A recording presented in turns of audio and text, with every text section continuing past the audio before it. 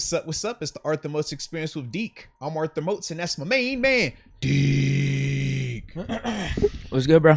Man, I'm seeing you decked out with your pit apparel on, man. You looking real nice tonight, man. Is there a special occasion tonight? Just some Thursday night football down at Heinz Field. Okay. Who Steelers playing tonight? Who's playing tonight? Nah. Uh-oh. Got the Pitt Panthers versus Let's go. UNC Tar Heels. Now, I've heard some people labeling this as, future Steelers QB1 matchup right now, man. No. Kenny Pickett, Sam Howell. I mean, it's going to be exciting. You're not hearing that from me. I wouldn't go that far at all.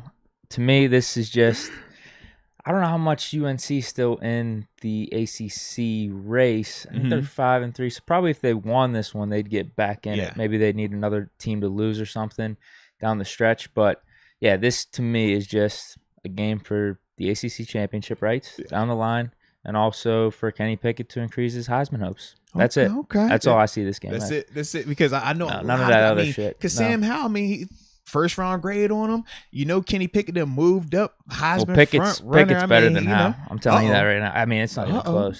So Pickett's QB1? For the Pitt Panthers, yes. For Pittsburgh. What are you saying right now? Yeah, the Pitt Panthers. Just Pittsburgh. Not down the line. You're saying I'm not calling for that. You would take Kenny over Sam, though. That's what you're saying. Yeah. There we go. I like it, though. Yeah. Okay. Definitely. This dude's overrated, man. Now, what if Sam comes out tonight and has one of those crazy games? Would that change your mind in any way? Or are you already sold 100% on Kenny? Well, let's see how the game plays out. I'm not predicting that to happen. Pitt's defense kind of sucks. It's going to be a shootout then. If Howe actually does good, it's not like Pickett's going to bow down to the moment and not be ready for this. Like, it's going to be a shootout if Howe's going off, Pickett's going off too. But I could see another scenario where Howe just ain't that good. And for some reason, our defense maybe plays a little bit better than we did these past couple weeks. And Pickett's, he's on a tear right now. I don't see him letting up at all. Future QB1, man. Let's go. In the NFL, maybe. I told you who our QB1 is next year. In my opinion, my take on it. Right. But if he were to be, retired or no longer a part of the organization, we would have to have a new QB1. And Kenny Pickett would be your vote. It's worth a conversation. We mentioned that earlier. It's just way too early for that type of talk. It's not that early anymore. We're almost to the end of the college season, man. we almost there.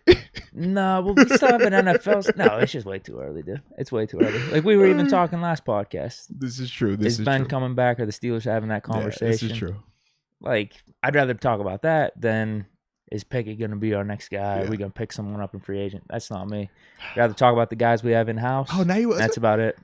Man, every show you come on, you got a new free agent we want to talk about. Now you only want to talk about the guys in-house. Boy! Well, the free agents we'd be signing would be immediate impacts to the team. Uh-huh. So if we sign Martavis, we bring him in. He's on our team this week for this season, impacting us this way. What everyone else is trying to talk about is nonsense next year, these crazy hypotheticals, and just trying to get people riled up, which it works here and there, but I'm not falling for any of that crap anymore. Okay. Yeah. Well, as Kenny Pickett goes out there tonight and solidifies himself as a Heisman favorite, potential first-round pick, I'll be cheering as well. I'll be happy to see him balling out. Yeah. And just thinking of, alter that colorway a little bit and what could be. Yes. So you're about him. Do you like him as the top college quarterback right now? I do, but not in the sense of like when you typically would say that everybody's like, oh man, well that's the guy. He's clear cut. Like You're not saying number one pick. Yes, and that's what I'm saying. You think he's the best quarterback coming out of this class right now? I do of the group. I think he's the most consistent because are there better quarterbacks? You can make a case for it, but they're not coming out in this year's draft. And that's my thing. So for me, I think Kenny is the best in terms of the most consistent, and he's shown the most growth as well throughout his college career.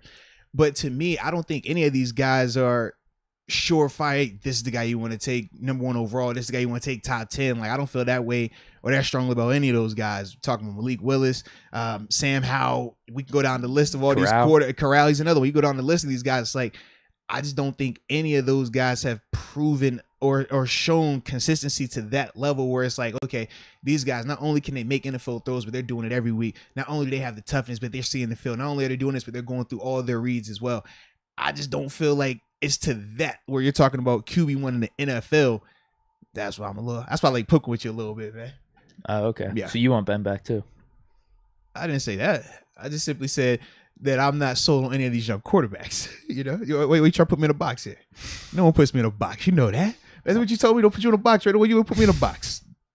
Just wanted to see the full array of what you're thinking there. That's all. I mean, Rod Dollar did just say Malik Willis is better than Kenny Pinkett. So, oh my goodness, no way. But I have heard that people still like Malik. I think he turns it over a little bit too much for my liking. But dude, he just choked last week. Yeah. In a big matchup. Granted, I know Ole Miss is a better team, but you still like to see better performances when you have some of the smaller schools going up against some of the big schools. See, I thought you were still a Spencer Rattler guy personally, man. Hell no. No? I thought you liked the size, arm strength. No. Figured just, better coaching, he'd get it right. That's what I thought you said. No.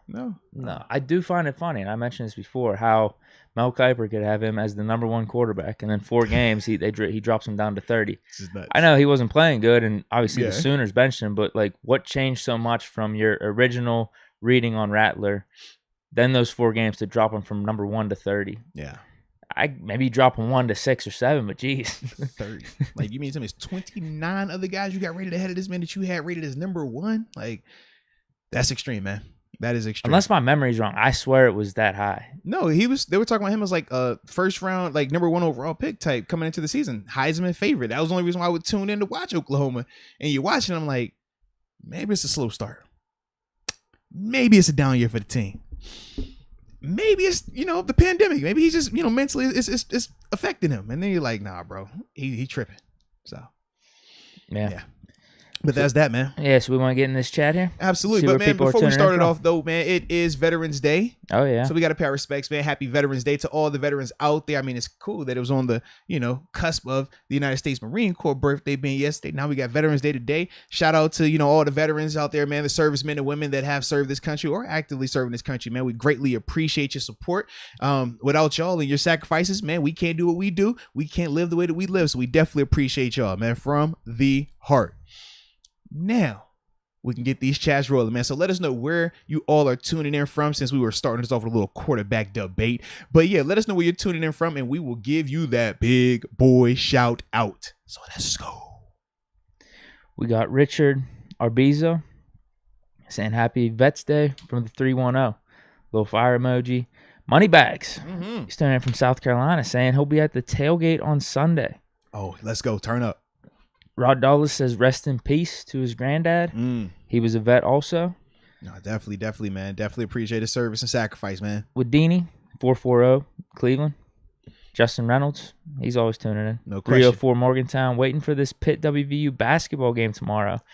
Oh, man, he's saying he's from West Virginia. He's rooting for the Mountaineers. That could get gory, man. They said that could be an ugly one. Yeah, Pitt hoops. Not looking too good. Had tickets to that game. I had band practice that night, which was actually a good thing. It was a blessing in disguise, man. It was. I just don't even know what to say about Pitt hoops, dude. To see how fun it was. Slow start. No, just to see how fun it was, even historically, for them in the 2000 up to maybe like 2012, 13, 14. You talking about Big East Pitt? Well, it was Big East Pitt. I mean, we even early AC. Actually, I'm trying to think when we transitioned to ACC. Yeah, like if we still had Ashton Gibbs. Ashton Gibbs was still really good. We had a number 1 seed team around that time. Yeah. But yeah, Big East Pitt, essentially. I mean, that was the main thing. That's why when I think of Pitt basketball, I think of Big East Pitt, man. It was different. And the Big East in general was different. They were putting in 8 to 9 teams a year. And sometimes we were ranked number 1. We're always in like the top 10, top 15, though. Big time matchups. High tourney hopes, Big East tournament hopes, too, winning Big East championships and stuff. To see how we went from that to this now, it's damn shame. Yeah. Damn shame. Jamie Dixon was underrated. Maybe we overlooked him a little bit. Well, that happens a lot in sports. We know how this goes, man. But that was very sad, man. You made me feel sad about Pitt basketball all of a sudden, man. Yeah. Dang, go It's almost like the Pirates. Man. It's almost like the Pirates right now with them, I think. We got to keep optimistic because this was a W guy to put it in there. So, he's looking from that side. So, you know what? Go Ears, let's get a 20 burger on. 30 burger. You're rooting for West Virginia. Just for that game. Damn, dude. Well, because he's in the chat and he's a WV guy, W guy. I'm your co-host though. No, I root for. I'm on the Kenny Pickett train. You keep trying to derail it. I'm on the train. I'm like, bro, let's drive the train all the way down to Hinesville, and instead of playing on Thursdays and Saturdays, we want you on Sundays. If he's the away team, sure. I got my little conductor hat on. I'm like, let's go, man. I'm with it, bro. I'm with it. Man, I can't believe you're rooting for West Virginia. It's just hoops. It's hoops. It's not football. It's hoops. So I'm technically not going against you. Whenever we do the DraftKings thing, we could probably check out the game. I want to see how bad Pitt's an underdog. Oh, it's probably bad too. We'll find out, though. We'll find out. All right, let's get back to where people are checking in from, though, man. And the Supers, we got Air Force One. Shout out to you, Upper Room member. Uses his 3-month chat. He says, what's up, Deke and Monster Moats? 434 checking in. 2 tight end set Najee control game. That's what it might be looking like. We will definitely get on that a little bit more, but that's definitely what it could be looking like, man. Especially with, the Claypool news. So, yeah, if they're not making any movements in that wide receiver room in terms of elevating practice squad guys or signing people, that, to me, is the sign that, yes, we will see bigger body personnel groupings, which fits what we're trying to do. All right, we got Richard Arbizo coming in with a super as well. He says, Najee jersey on its way. That with the Modelo banner as a cape. Need it or keep it for the fit. El Tao Tao. Shout out to El Tao Tao then. All righty then. Oh, did you see that video? I did see it. Mm-hmm. What is that? Is that the name of the song that he was singing at the end? I think so. Okay. He was like, you heard El Tao? I don't know. Because I didn't recognize the song. I didn't either. But he was hype about it, though. He was. He was super hype about it. Same with the reporter. Yes. Now, I got a few here. We got Eric Long. Mm-hmm. Thank you for your service, veterans. SJG 103, the 937 New Jersey. Miles Harrington, Tampa, Florida. Shout out to Miles. Happy Veterans Day. Absolutely, man. Booyah. Happy Veterans Day. Tuning in from the 651 STP MN. I guess that's St. Paul, Minnesota. Yeah, if I had to take a guess. I see you. Jarrett Gogowski, 330. 330, Kenton, Ohio. Finally caught a live. Always listening on Spotify. Shout out. All right, on my end, I got Michael O'Malley, the 503 Gladstone, Oregon. And he says, or Gladstone, or check where Gladstone is. I don't know if he's saying Gladstone, Oregon, or just, no, it's no Oregon. It's Portland, Oregon. No. I could see Gladstone being in Oregon. Yeah, check it out. Because I want to make sure I'm reading it if it's Gladstone, Oregon, or if it's Gladstone, or where, and I'm going to read the rest of it. I just want to make sure I got that right, though. Oh, yeah. It is? Okay, so I was right the first time. Okay. 503, Gladstone, Oregon, and he's a U.S. Navy. He says U.S. Navy, United States, or USS Nimitz CVN 68. That might be the ship that he was stationed on, man. But Michael, we definitely appreciate your service and happy Veterans Day to you as well. Then we got DeLorean Waters, Toledo, Ohio, the 419 says, let's go. And we can't forget about the homie Mike Matizik, the 201 Bergenfield, New Jersey. Happy Veterans Day. And Todd Sikowski, the 520 via Mars Intergalactic. Have a little fun, my galaxy traveler. Yes, indeed. And Dylan Smith, the 864 Greenville, South Carolina.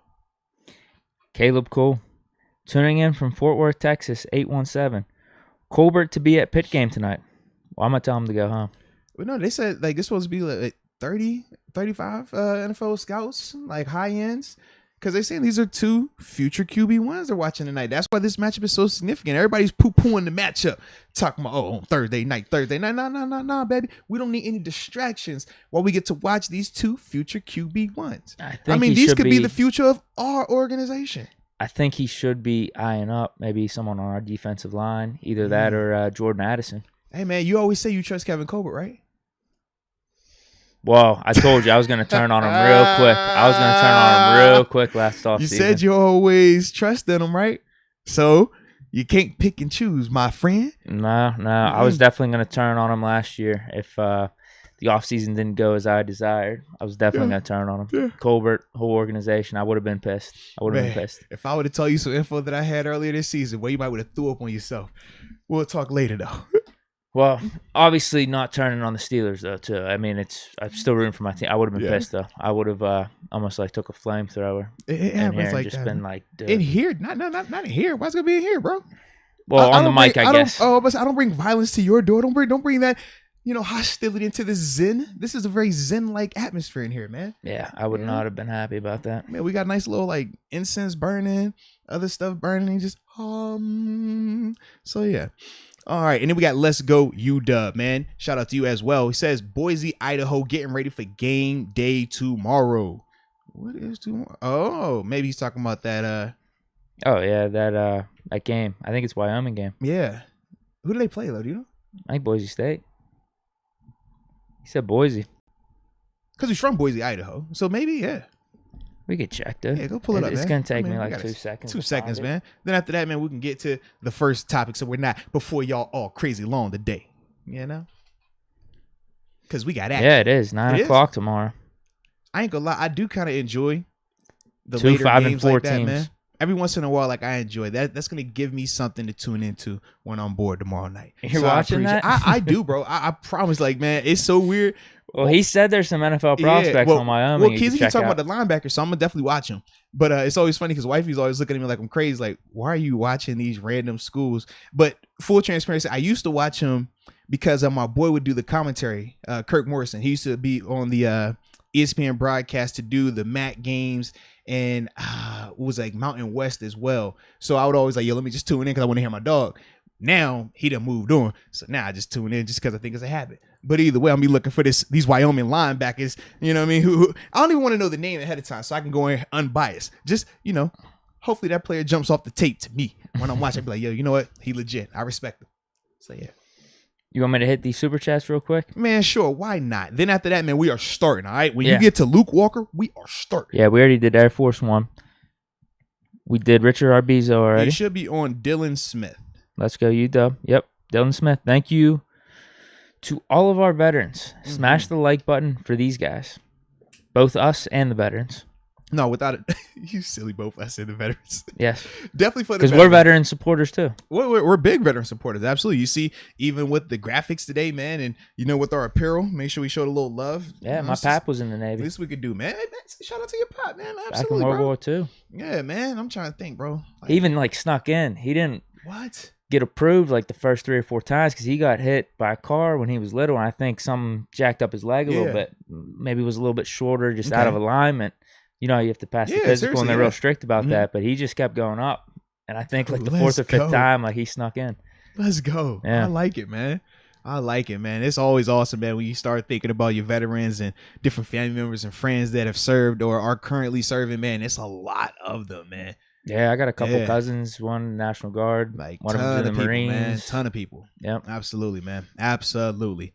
All righty. Mason S, this one's on you. Oh, Mason S. Shout out to you, baby, and welcome to the Upper Room. Yes, indeed. Yes, indeed.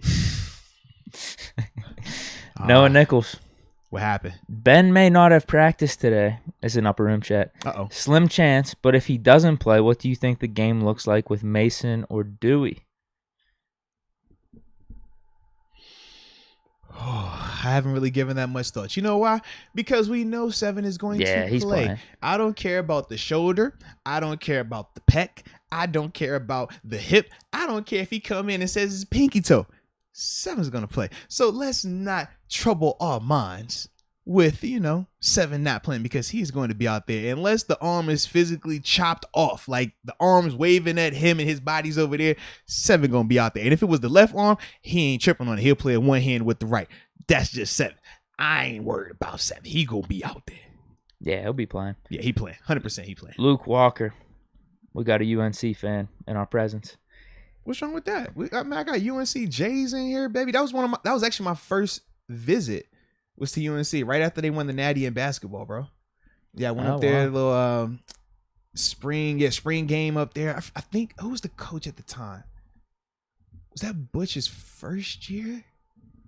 Might have been Butch's first year, Butch Davis' first year, because it still was Hakeem Nicks. What's the other? Oh my goodness, was it Tate? They had another receiver with Hakeem Nicks there, man. It was nice though. Yeah, man, you're right, Tate. What was his first name? Was it Ben Tate? I mean, there was a couple Tate receivers with a lot of upside, but didn't pan always out. Were fast, but it was just man, never could put it all the way together. It might have been Ben Tate because I think he played. I think he played for Cincy for a little while. That's one of them. I know there was a Tate that played on Cincy. You're definitely right on that. Golden Tate, actually, the one that panned but out. not that Golden Tate. Really good career for him. He says, Kenny Pickett, big ticket, water spigot, don't matter. Says Tar Heels and foe. Let's go. Get out of here. Let's go. Says however Pickett. And he says however Pickett big time. That one's just fake news. I appreciate the pride in your team. Talking some smack. I can always appreciate that. That's pretty funny, bro.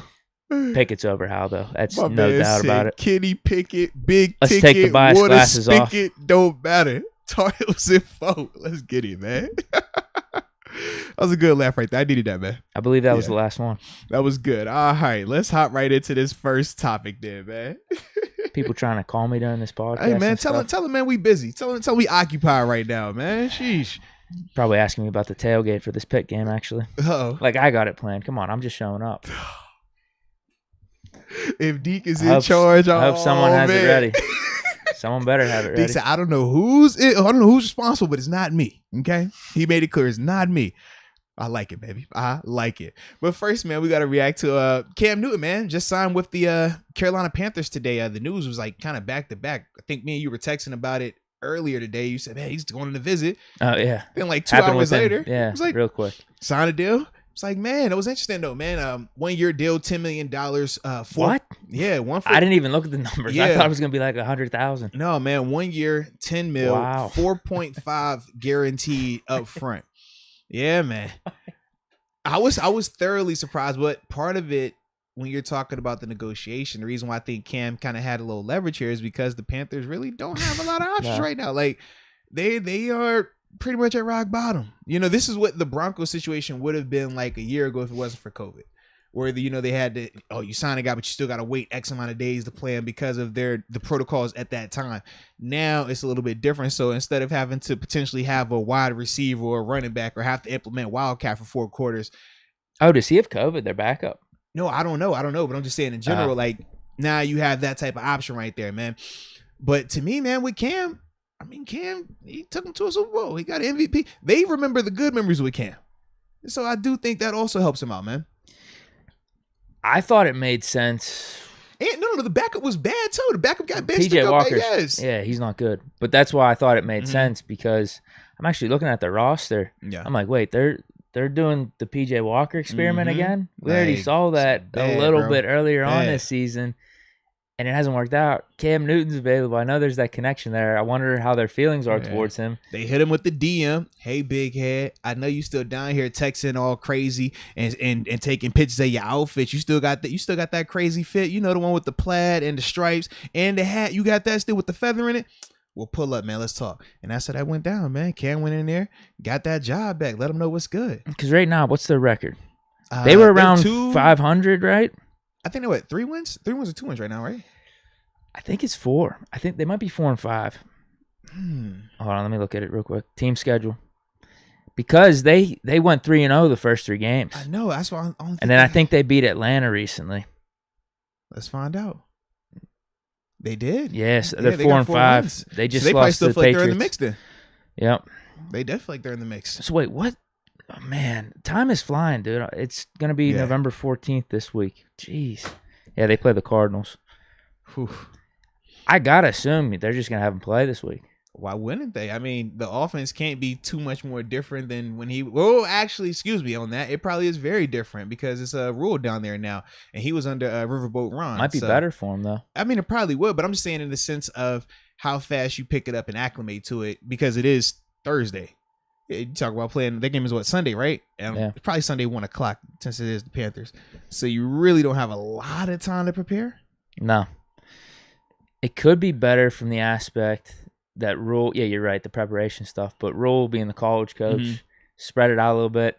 McCaffrey's just so banged up and down there, but his receivers are going to be better than probably he's ever had down there with Robbie Anderson and DJ Moore now. I just feel like if you put him out there this Sunday, you're going to put him in a bad situation because he's going to be thinking way too much, thinking about the verbiage. The verbiage isn't going to be the same. I mean, he still has. You don't think it could just be the case where it's just like, just go out there and ball?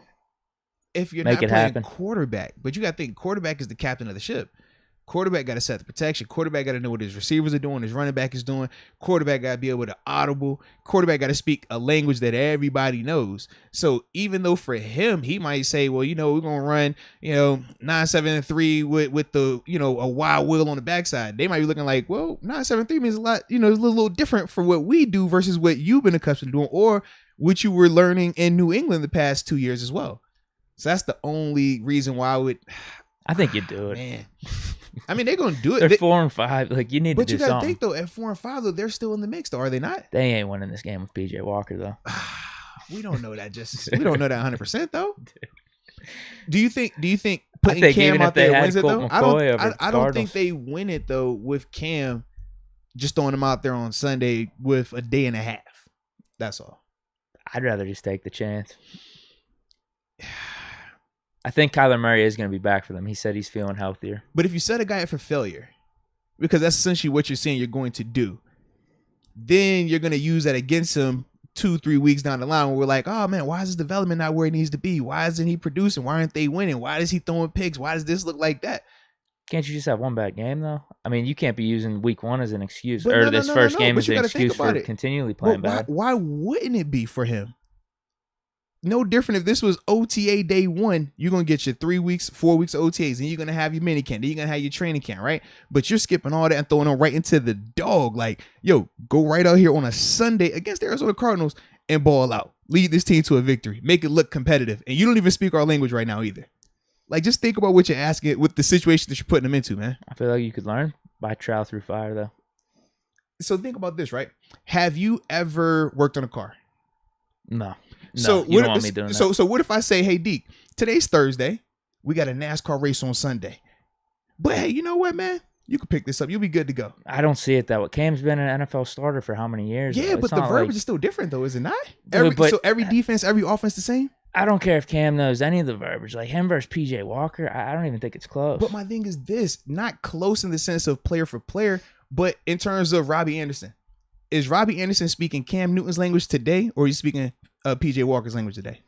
They got a few days. You work it out the best you can. You see the situation you're putting him in, though, right? I think you do it, though. I wouldn't even care. Like Panthers are 4-5 right now. I think you're guaranteed a loss with P.J. Walker. At least with Cam, we might see some fireworks. Who knows? Yeah, things can get a little interesting. So you're not playing him this week? I wouldn't. Not at all. I think you're setting him up for failure. Week 2. I'll see how he's developing in practice, but bro, I feel like that's how you set people up for failure. And then we'll be sitting here 4 weeks later, like, oh man, Cam ain't doing nothing, bro. Oh man, they probably need to draft a quarterback too, man. They probably do this. It's like, it's a 1-year deal. But you can't throw him out there in a terrible situation and then be like, oh well, I'm gonna hold it against you as well. Like, nah, that ain't right. Wait, you have expectations for that? I don't have any expectations. I do for Cam. I do absolutely have expectations for Cam. But I think you have to make sure that you put him in a situation where he can be successful. And not having him out there on 2 days worth of practice. Well, not even 2 days, because he's only gonna get he's not practicing today. So you'll get a Friday practice and then a Saturday walkthrough. Then after that, it's Sunday's game day. Yeah, I have no expectations. That is not a lot of time, man. One, because the Panthers' QB situation's been pretty much dog shit this whole year, even outside of P.J. Walker. Sam Darnold's been garbage, so Cam Newton's probably even an upgrade over him right now. And Cam Newton hasn't really played well the last time we've seen him with the Patriots. So, I mean, I think anything's house money, in my opinion.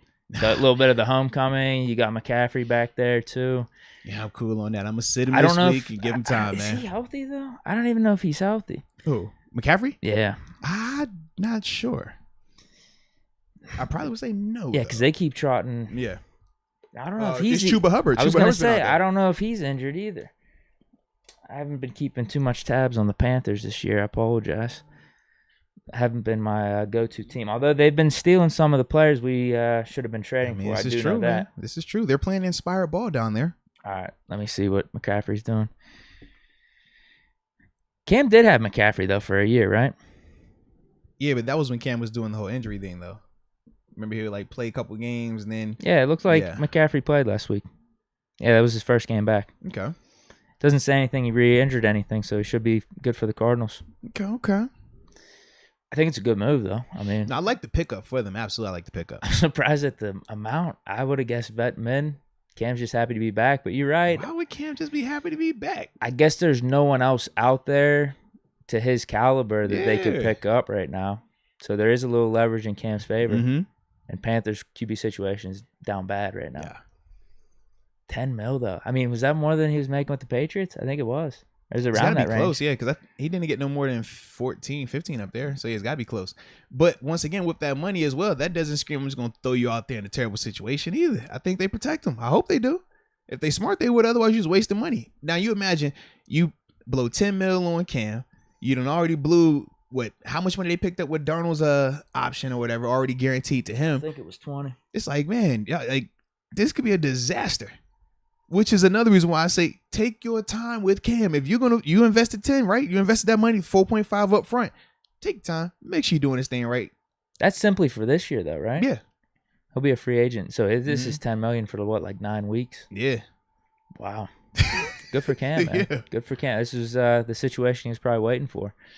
I'm surprised he didn't get a run by like the Saints. I'm surprised by that as well. But Simeon played well the one game he had.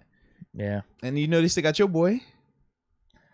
No, he's bad. They got your boy, man. No, he's bad. Come on, bro. Your boy be cooking. I'm surprised they're even in the mix for Beckham either. Like, why would he go to the Saints? That is college ball though. He played at LSU. That's fair. Actually, another reason to go to the Saints, he'd be getting all the targets. Yeah, no Mike Thomas. Yeah, that could be the reason. But in terms of contender, Saints ain't doing anything. I mean, but it's hard to say that about any of these teams right now. It's hard to say the Saints aren't going to do anything. I feel like NFC though. You got like your top 3 or 4. I don't even think Saints are on those calibers. But they're still in the mix though. Like we can't definitively say that they're out right now. They might make the playoffs, but so it's not going to be pretty for them. They're in it. I mean, we talk about us making the playoffs, and we speak of that in a nice tone, right? Oh, very much. But why is it with the Saints? It's like, oh, they're gonna make playoffs. They ain't doing that. No, they don't have Jameis anymore. They have Simeon. That's why. So, but I'm saying, like, do you feel like we making the playoffs is like we're going on a legit like Super Bowl run? Oh yeah. Oh, okay. I was trying to see what I don't see why not. Okay. We already beat the team that everyone's proclaiming to be the best in the AFC right now. Okay. Beat them. Ravens are skating by. We could. Okay.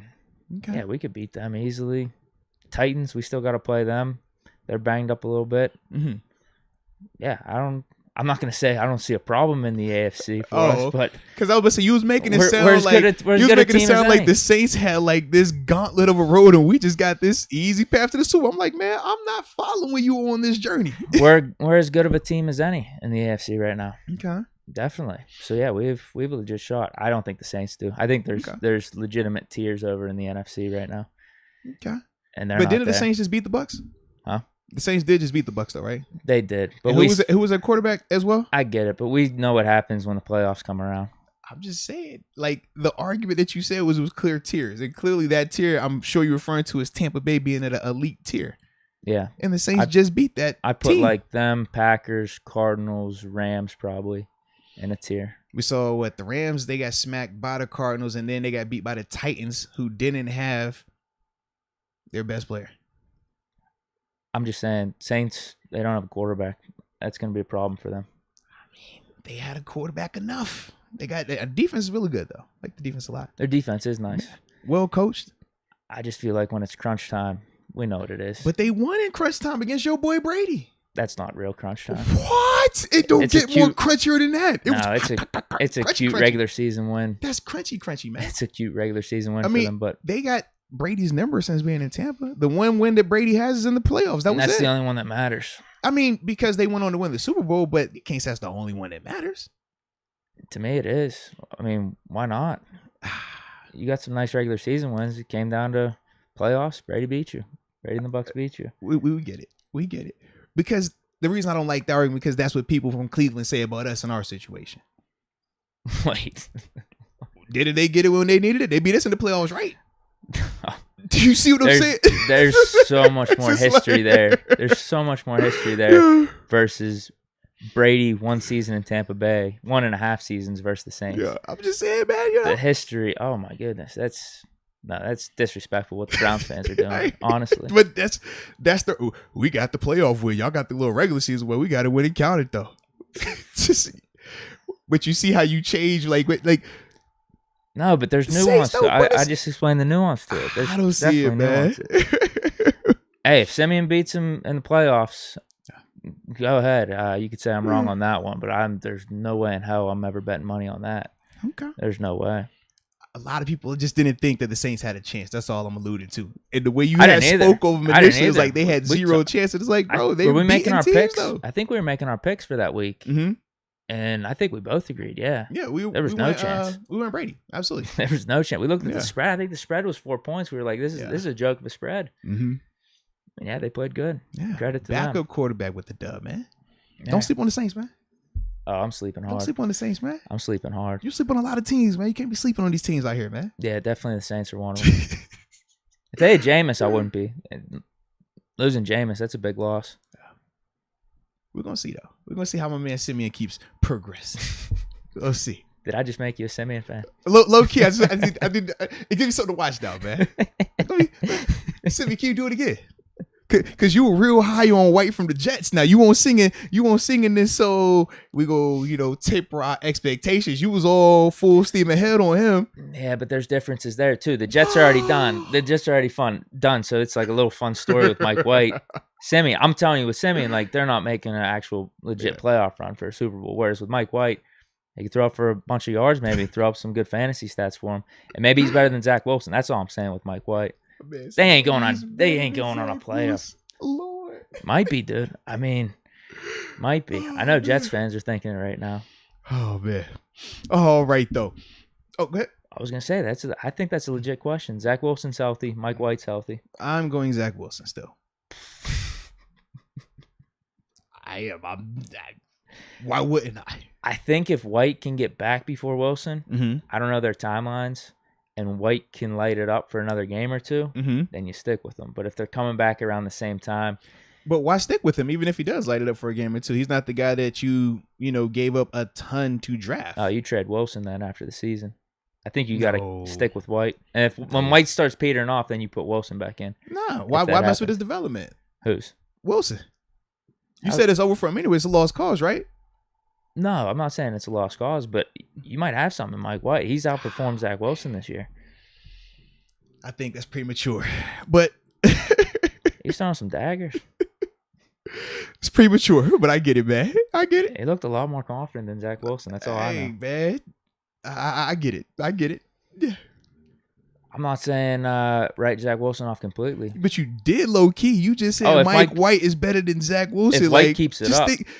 You're ready to say that right now, though, before we even talk about keeping it up. Like, just think about that. I think it's something to think about, for sure. Dudes did way better than Zach Wilson this year. Bro, what?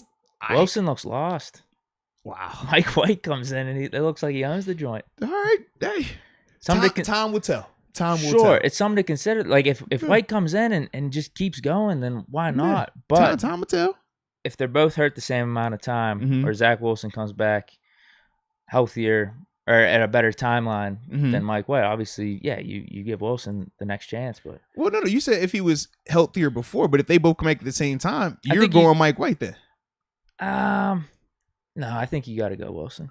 But you just said that Mike White was better, or you thought he might be. He might be. So if you feel like he has the potential to be better, why not just go with him then? I'm for it, but like you said, the whole second overall, you should just trade him away. Oh, yeah, after the season. But you got to know what you have in Mike White, though. Hey, man. So I'm not opposed to seeing what you have in Zach Wilson if you have the choice they come back at the same time. But if Mike White comes back before Zach Wilson and is playing in a couple games and is lighting it up again, you might just want to roll that hand. That sounds like a New York Jets type of move. Dude, I can see the similarities. Like if he's throwing for 303 touchdowns in a couple games in a row or something like that, that's hard to bring Zach Wilson back and just be like that. Although they did bring, I think they did bring on his trainer. They brought in Zach Wilson's trainer, I think. They trying to go to Brady method, man. That worked for Brady up in New England. The TB12. Maybe you got the ZW. What's his 2? ZW2? Yeah. That's got a nice ring to it. It low key does. Is he his number 2, right? I don't even remember. He is. One of the He is number 2. He was 1 in college. Right. That's what I was like. Make sure I mix that up. Yeah, ZW2 there, man. Yeah. But shout out to Cam, though, man. Hopefully he has a little success down there as well. All righty. Yes, that was Cam. That was Cam. All right. Next, though, is the fun part. Talk a little bit of this NFL article that just dropped. Sure. Oh, yeah, man. NFL dropped an article where they were, giving out their the midseason version of these awards of who they think is, the MVP, Offensive Player of the Year, Defense Player of the Year, Rookie of the Year, along with votes to let you know how many people voted for said player and where they kind of fall in line after that. They also have the divisions, the AFC North, NFC North, all the different divisions. They have the projected winners, and some divisions they even picked 2 just in case, they couldn't all agree upon said team. So obviously going to start off by reacting to those, but let's start with the awards picks first, man. Okay. And since you got the article up, you can front that right there. Okay. So we'll start with MVP. They have their top 5 here. And then Greg Rosenthal. And it's based on the votes, yep. Oh, yeah. So there's many guys. But they have a little paragraph for one of the voters explaining why they picked the top guy. So number 1, they have Tom Brady, 13 votes. Number 2, Kyler Murray, 7 votes. Tied for 3rd, Josh Allen, 4 votes. Tied for 3rd, Lamar Jackson, 4 votes. Number 5, Derek Carr, 1 vote. This is an interesting list to me. I was thinking the same thing, right? I mean, first off, I do like the Brady being the front runner right now, just based on the stats, right? You're seeing what he's been able to do. We talk about how some of these games he's out here throwing 4 touchdowns, 5 touchdowns, just insane at times, right? But after that, the order is definitely different than I thought. Number 1, no Matt Stafford being on the list. I was a little surprised by that. I think he should be in the top 5. I would agree with that. That was a big surprise to me. Then when I look at Derek Carr, who I think has been having a really good season as well, him only receiving 1 vote was a little bit surprising to me also. Like, I don't have an issue with Kyler. I think Kyler at 7 is right. Or excuse me, getting 7 votes, being second place is right because he has been lighting it up as well. You know what I see with this list, though? I'm leaning low. I would definitely have Lamar at 3rd over Josh. I don't think that should be a tie right now. You know what I'm seeing with this list right now? What you saying, though, man? No 7. Well, I was gonna say these quarterbacks turn the ball over a little bit too much for my liking to be on this most valuable. You didn't care about turnovers, man. You told me before turnovers is just a product of it. Sometimes you guys, it's on the receiver. Sometimes, right? Did he run the right route? Maybe it bounced off their chest. Was it a tip? You know what I mean? Like that's what you told me. You said interceptions, it ain't that serious. You also said touchdowns are sometimes fluky because just depending on, you can get to the red zone, they might run the ball, right? So, the interception shouldn't really matter. That's what you've told me. So I'm saying some of these touchdowns are fluky for these guys. I think they're stat padding. No, but it's garbage time. Because Ben has 4 picks. I think all these guys have 5 or more picks. So it's just they're a little bit too out of control with the ball right now. I'd like to have my MVP be playing a cleaner game at this point in the season. That's what Ben's been doing. But I think obviously I was talking about Ben for MVP this season. I think thus far still got action though, man. That's what I mean. Making a late comeback. I do think he just needs some more stats. That's why I try not to get too caught up in these awards. Whenever our guy has a case, you go all out for it. You go all out. But absolutely. I think right now in terms of the stats, Ben is lacking a little bit against these guys. And that's not a discredit to Ben because I'm still taking him as a quarterback on a game-by-game basis. You taking him over any of them? Brady, washed. I'm telling Murray, you right now. washed. Allen, washed. Lamar, washed. Carr, washed. We get you, bro. Come on, man. Well, my point is I could see why someone would say Brady or even some of these guys, Brady, Rodgers, Russ Wilson. I'm just about to name all the guys that have won Super Bowls, but that's what it sounds like. Those are guys. Those are guys I trust. Boy, Russ ain't even out those here are guys now, I trust. I could see why you would pick those guys because I still have Ben in that elite category. So it's almost like a pick 'em to me. I'll be biased. I'll stick with my guy. Yeah. That's my point by mentioning Ben with all this. But for this season thus far, I do think Brady. Yeah, I think Brady's got the best case right now. Off the raw numbers, he's got a really nice touchdown interception ratio. Team's winning as well, man. Yeah, the team. I think the case against him is that his team's just so stacked. I don't really think it's. But I don't think because Brady's so old. I don't think anyone else has made a strong case. Above Brady though, at this point in the season. Like if this was a couple weeks ago, I think Kyler Murray might have a better case. Yeah, just what he was able to do with the Cardinals. But I just think Stafford should probably be in it somehow, some way. I'm not the biggest fan of Carr, but he has played good these let's just say the first half of the season. I think he's going to peter off, though. For me, the reason why I like Carr getting some recognition is because he hasn't just had to deal with on-field stuff as well. He's had like major organizational situations they have to handle as well, man. So I do think that, just seeing him still play at a high level and keep that team on the right track as well, man. Yeah, that's I don't have an issue with that vote. I was a little surprised, Josh Allen being 3, but I was too. I think he's still the favorite on DraftKings for the MVP. Yeah, he is. I think he is, and it's surprising to me. Is it? You think it's because of the hype he got in the preseason, almost like Luka Doncic? Everyone thought he was going to be the guy. Because to an extent, I feel like Josh isn't playing to that same level right now. He flashes it, but it's not showing up consistently enough.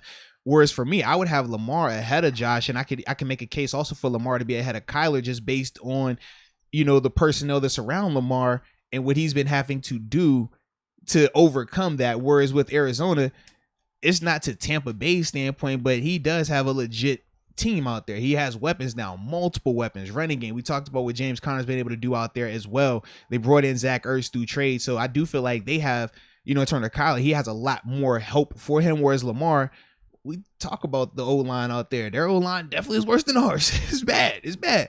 We talk about the running back situation, right? How they went through how many running backs to get to the old guy group, which I'm a big fan of. I like the old running backs because, it's not long. It's not often that you get a bunch of old guys out there balling out, but it's good to see. So, yeah. Would Henry be in this? If he was healthy, I think he would. He wasn't hurt? Yeah. If he was healthy, I definitely think he would, man. Because he was on pace. He was going to get you another 2K. Rosenthal mentions Dak Prescott in his paragraph. I could see that. Dak, especially I think the injury hurts him a little bit. Yeah, the first couple of games, though, Dak was definitely in that conversation. The injury hurts him a little bit. To me, I couldn't have Dak in that conversation, though, if you're not going to have Stafford up there as well. Right. That's my thing. I think Stafford should be in this. I guess you would... I don't know. I guess you would just knock Josh Allen down a little bit and put Stafford in there. Put Stafford at 3 probably. That's probably what I would do right now.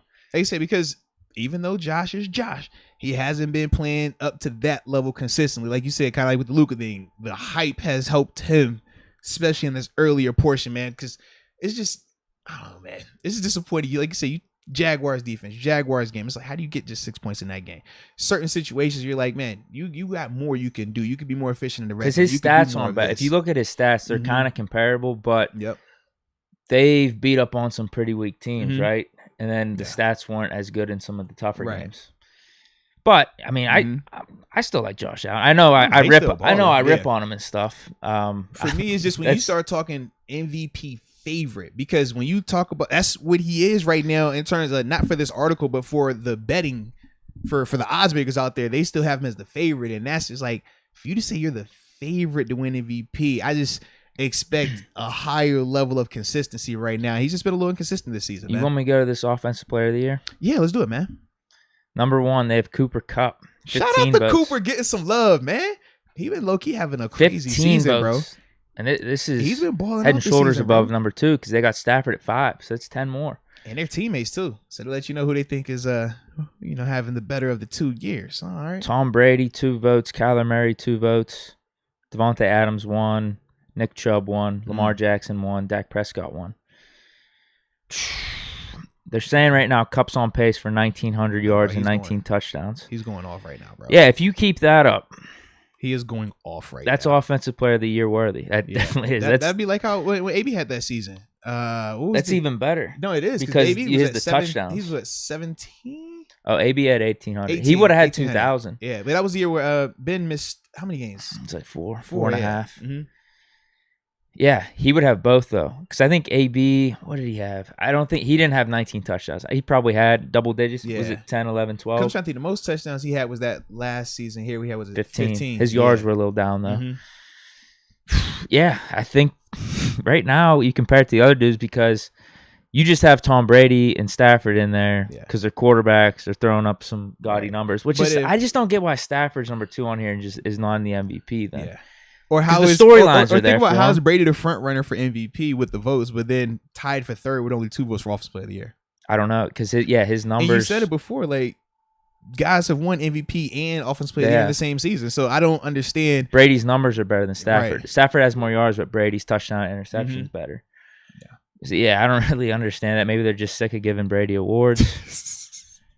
But Cooper Kupp, I actually do. I mean, it would be Derrick Henry and him, I think, for Offensive Player of the Year right now, if Derrick Henry was still healthy. Now, in the chat, though, Stephon Ball, or I think it said Stephon Bell, says, why can't Cooper Kupp win MVP if he hits over 2,000 receiving yards?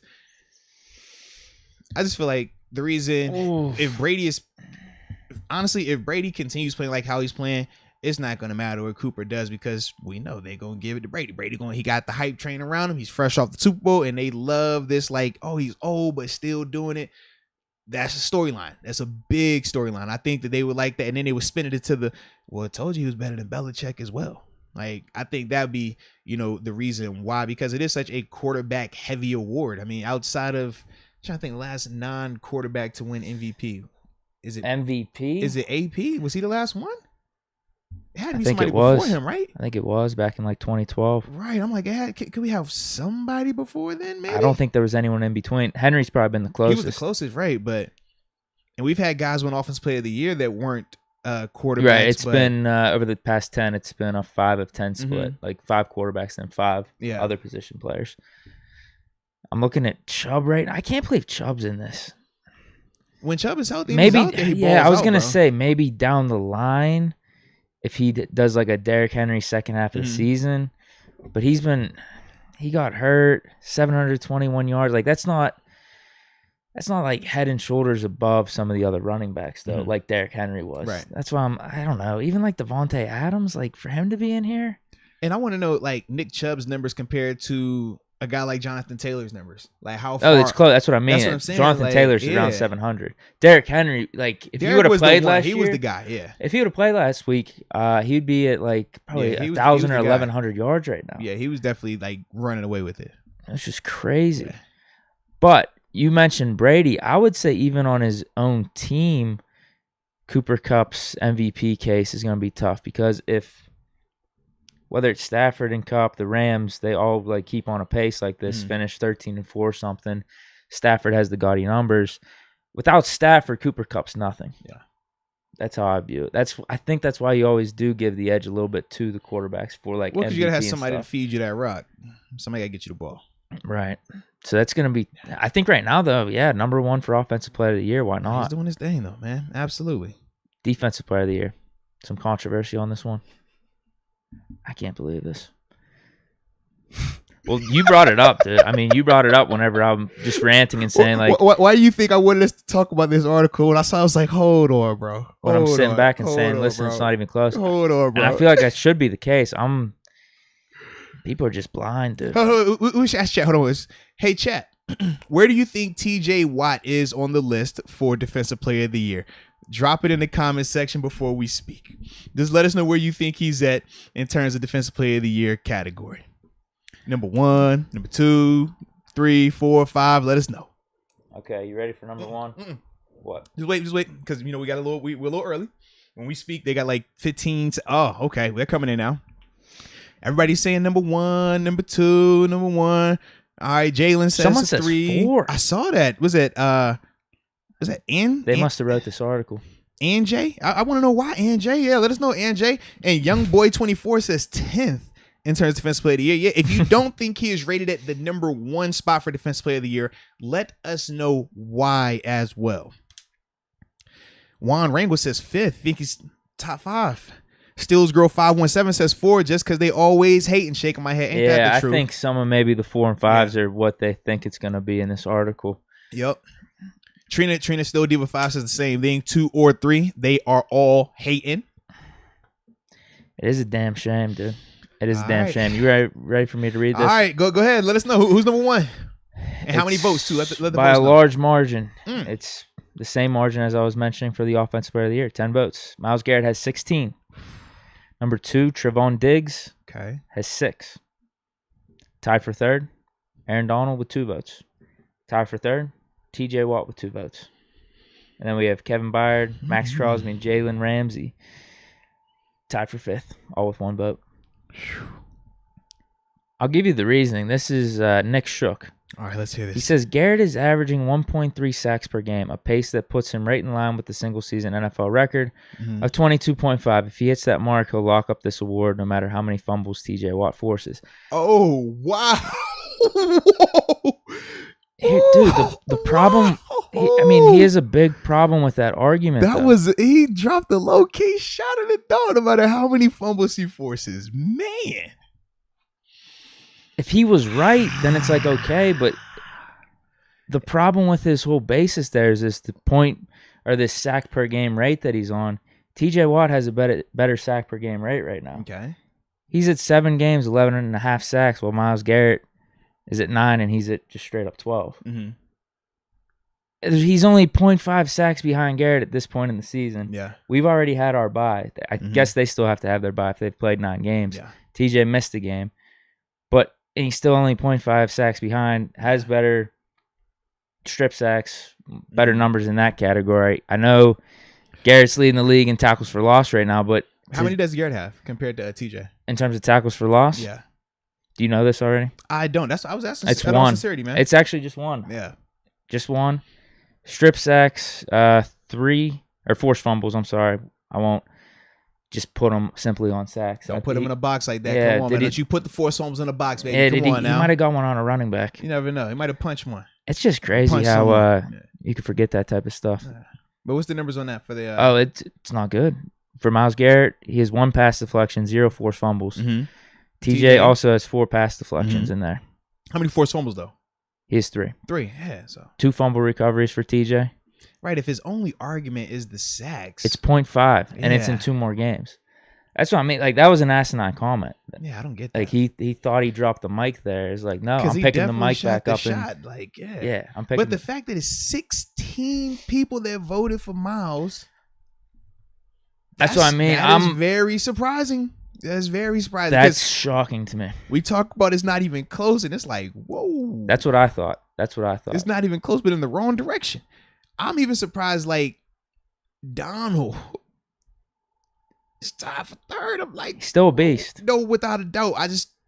Maybe we were a little too biased on Cam Hayward, but I personally would have. He's not even in this. Right. I'm like, he's not even mentioned.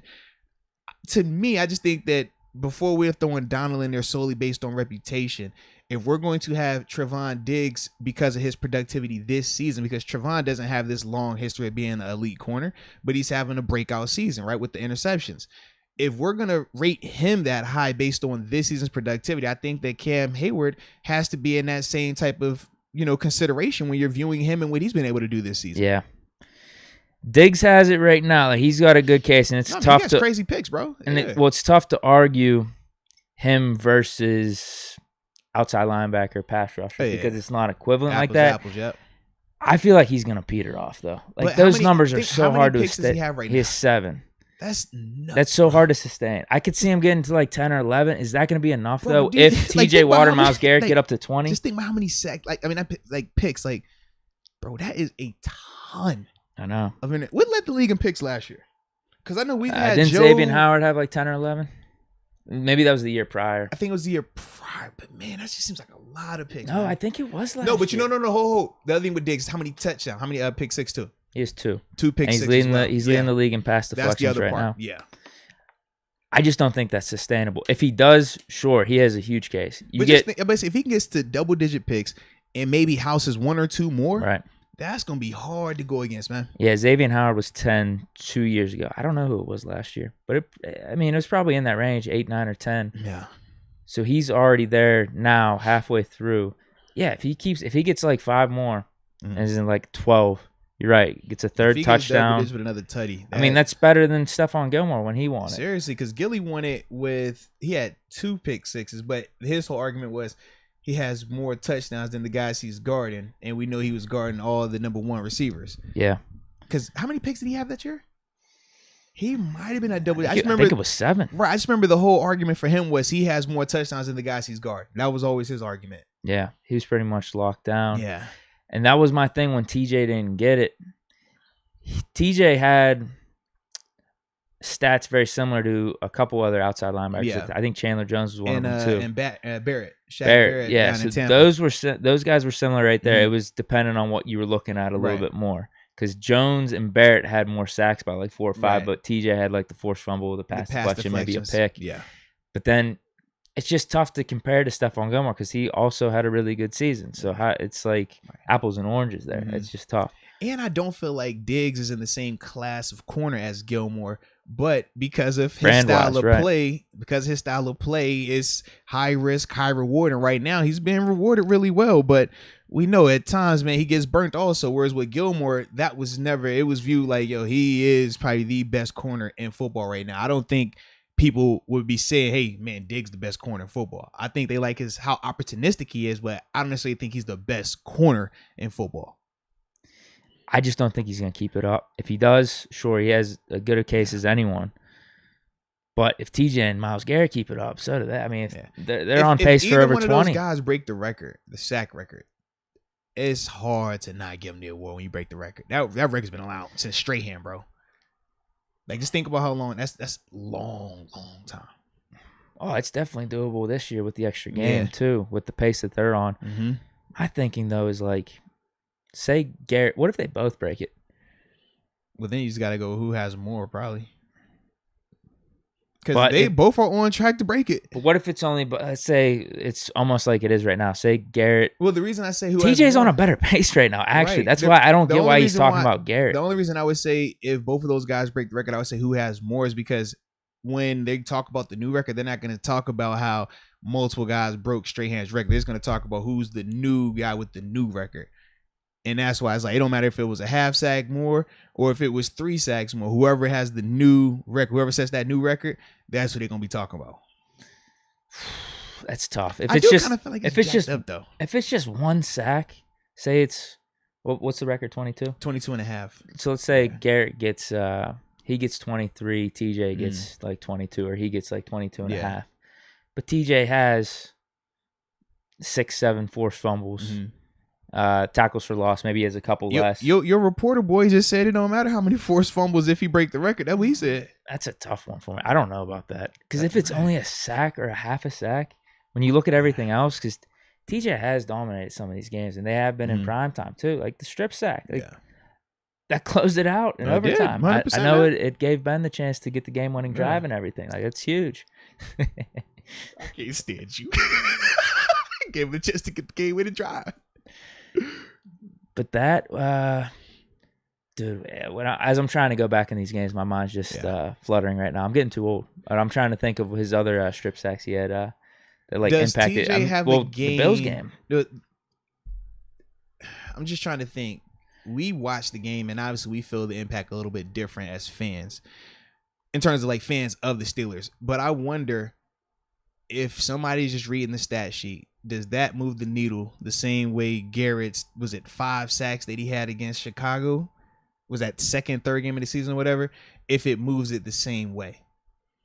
Because you think about, like I said, we're on the ground. We're watching them all the time, studying them like constantly. We watch these games and feel the emotion with it.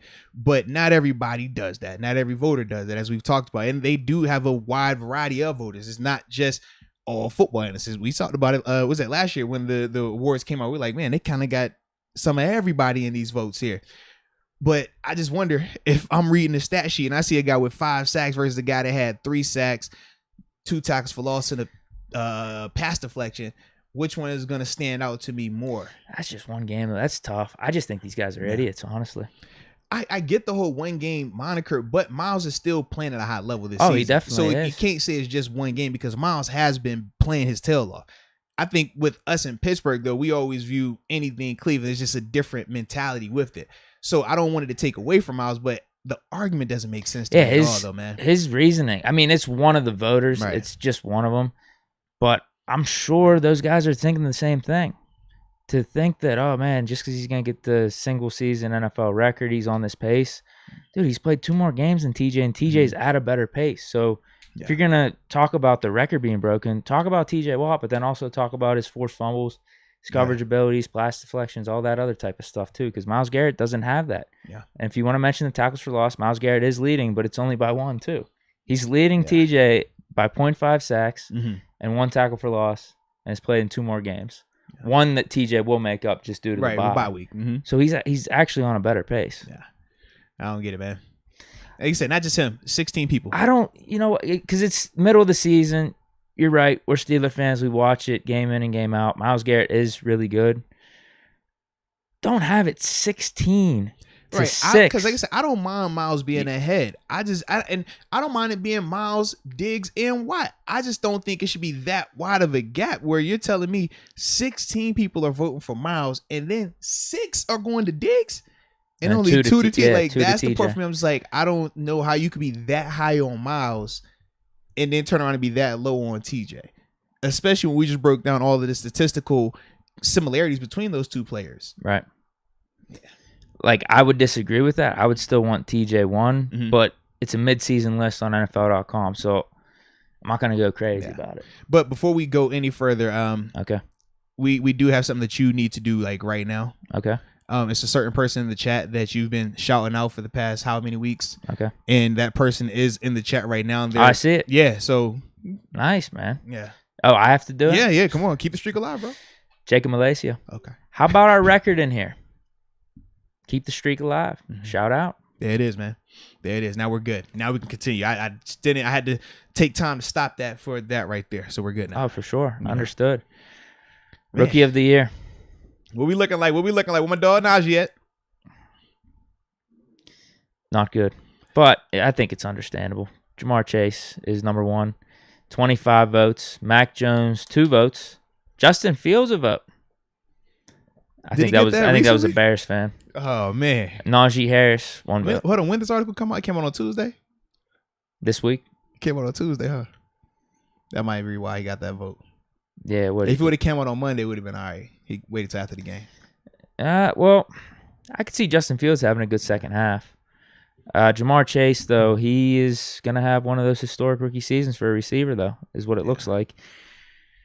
Najee Harris needs to get better in the rushing yards department. Well, hold on. Before we get to Najee, there is a certain player that was talking about Jamar Chase who happens to be a 7.57 legend. Okay. So if you could read off his comments on Jamar Chase, please.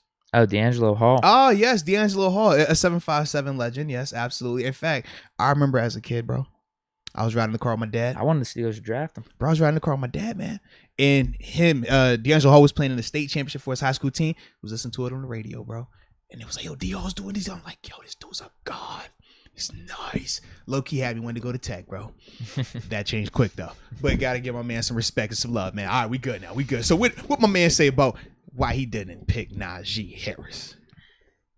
Chase has transformed the Bengals offense into an electric unit when he's in sync with Joe Burrow. In a draft class full of offensive talent, Bengals wideout gets the edge over QBs and other playmakers because he has consistently made life hell for defensive backs and D coordinators.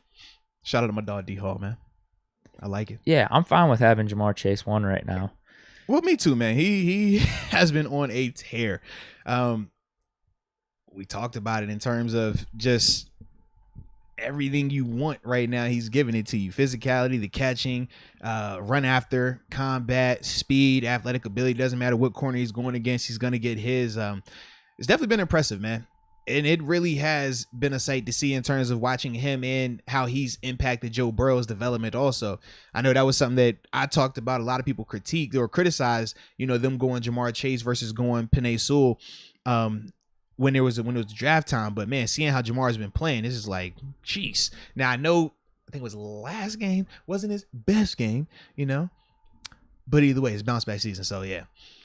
But I do like the fact that Najee got the vote. 6 receptions, 49 yards. He had a touchdown against the Jets 2 weeks ago. That was only 3 receptions, 32 yards. Yeah, the Ravens game really helped him out a lot with the 201. But that's going to happen. I mean, AB's had a stat line here or there where it's, 5 receptions, 50 yards in a game. But it's what you do throughout the whole season. Yeah, I have no doubt he gets up to. No, the reason I said the Jets, because I think that's when he had a fumble in. Okay. Yeah, and that's my only reason I ain't like it. He was catching it, turned around. When he turned up, he got hit. Helmet right on the ball popped out. I have no doubt he gets close to. He's at 835 now through 9 games, so 8 more games.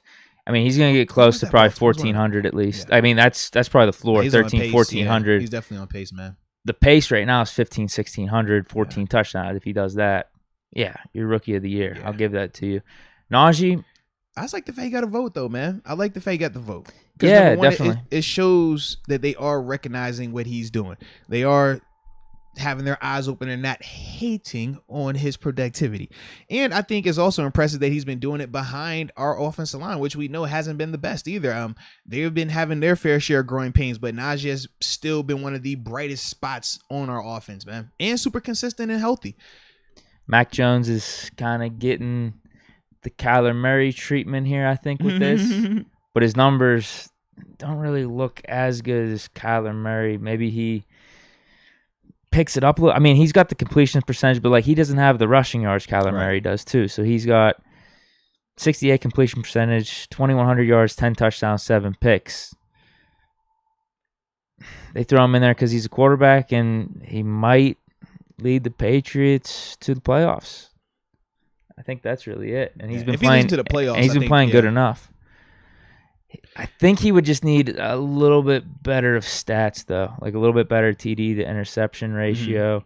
And that's not dismissing anything he means to the team. It's just with these awards, a lot of them are kind of stat-based. So if Jamar Chase is 1,600 yards, 14 touchdowns. It's going to be, you can't. But Mac Jones is, 4,000 yards, 23, 24 touchdowns, and has double-digit picks. I think it's still going to go to Jamar. Jamar has been so exciting as well, man. Whew. But yeah, I think those are the top 3. Fields, not right now. I wouldn't have him in the top 3, but I could see him having a good second half. He showed some stuff in our game. I don't know if it was just us making him look good, though. It was one of those conversations. But he looked really comfortable. Now, I would agree with that, man. He was definitely confident out there. And like you said, man, it doesn't matter if, a team on paper is good or if a team on paper is bad. They got to make it look like that. So, him coming into this game and doing some of the things that he did, I don't care if we were blowing coverages or not. The fact is, man, he was able to hit those throws and make the plays that he needed to make. So that's going to be a lot. But I still think that's still more of a projection. Whereas, that's why I wouldn't have him receiving votes. I would definitely have Najee. I would just go ahead and give that second vote to Najee and leave Justin Fields off the list because to me, Najee has done a lot more already. Would you put Najee over Mac? I want to. The only reason I won't is because I do think that the Patriots were in a little bit worse situation than we were.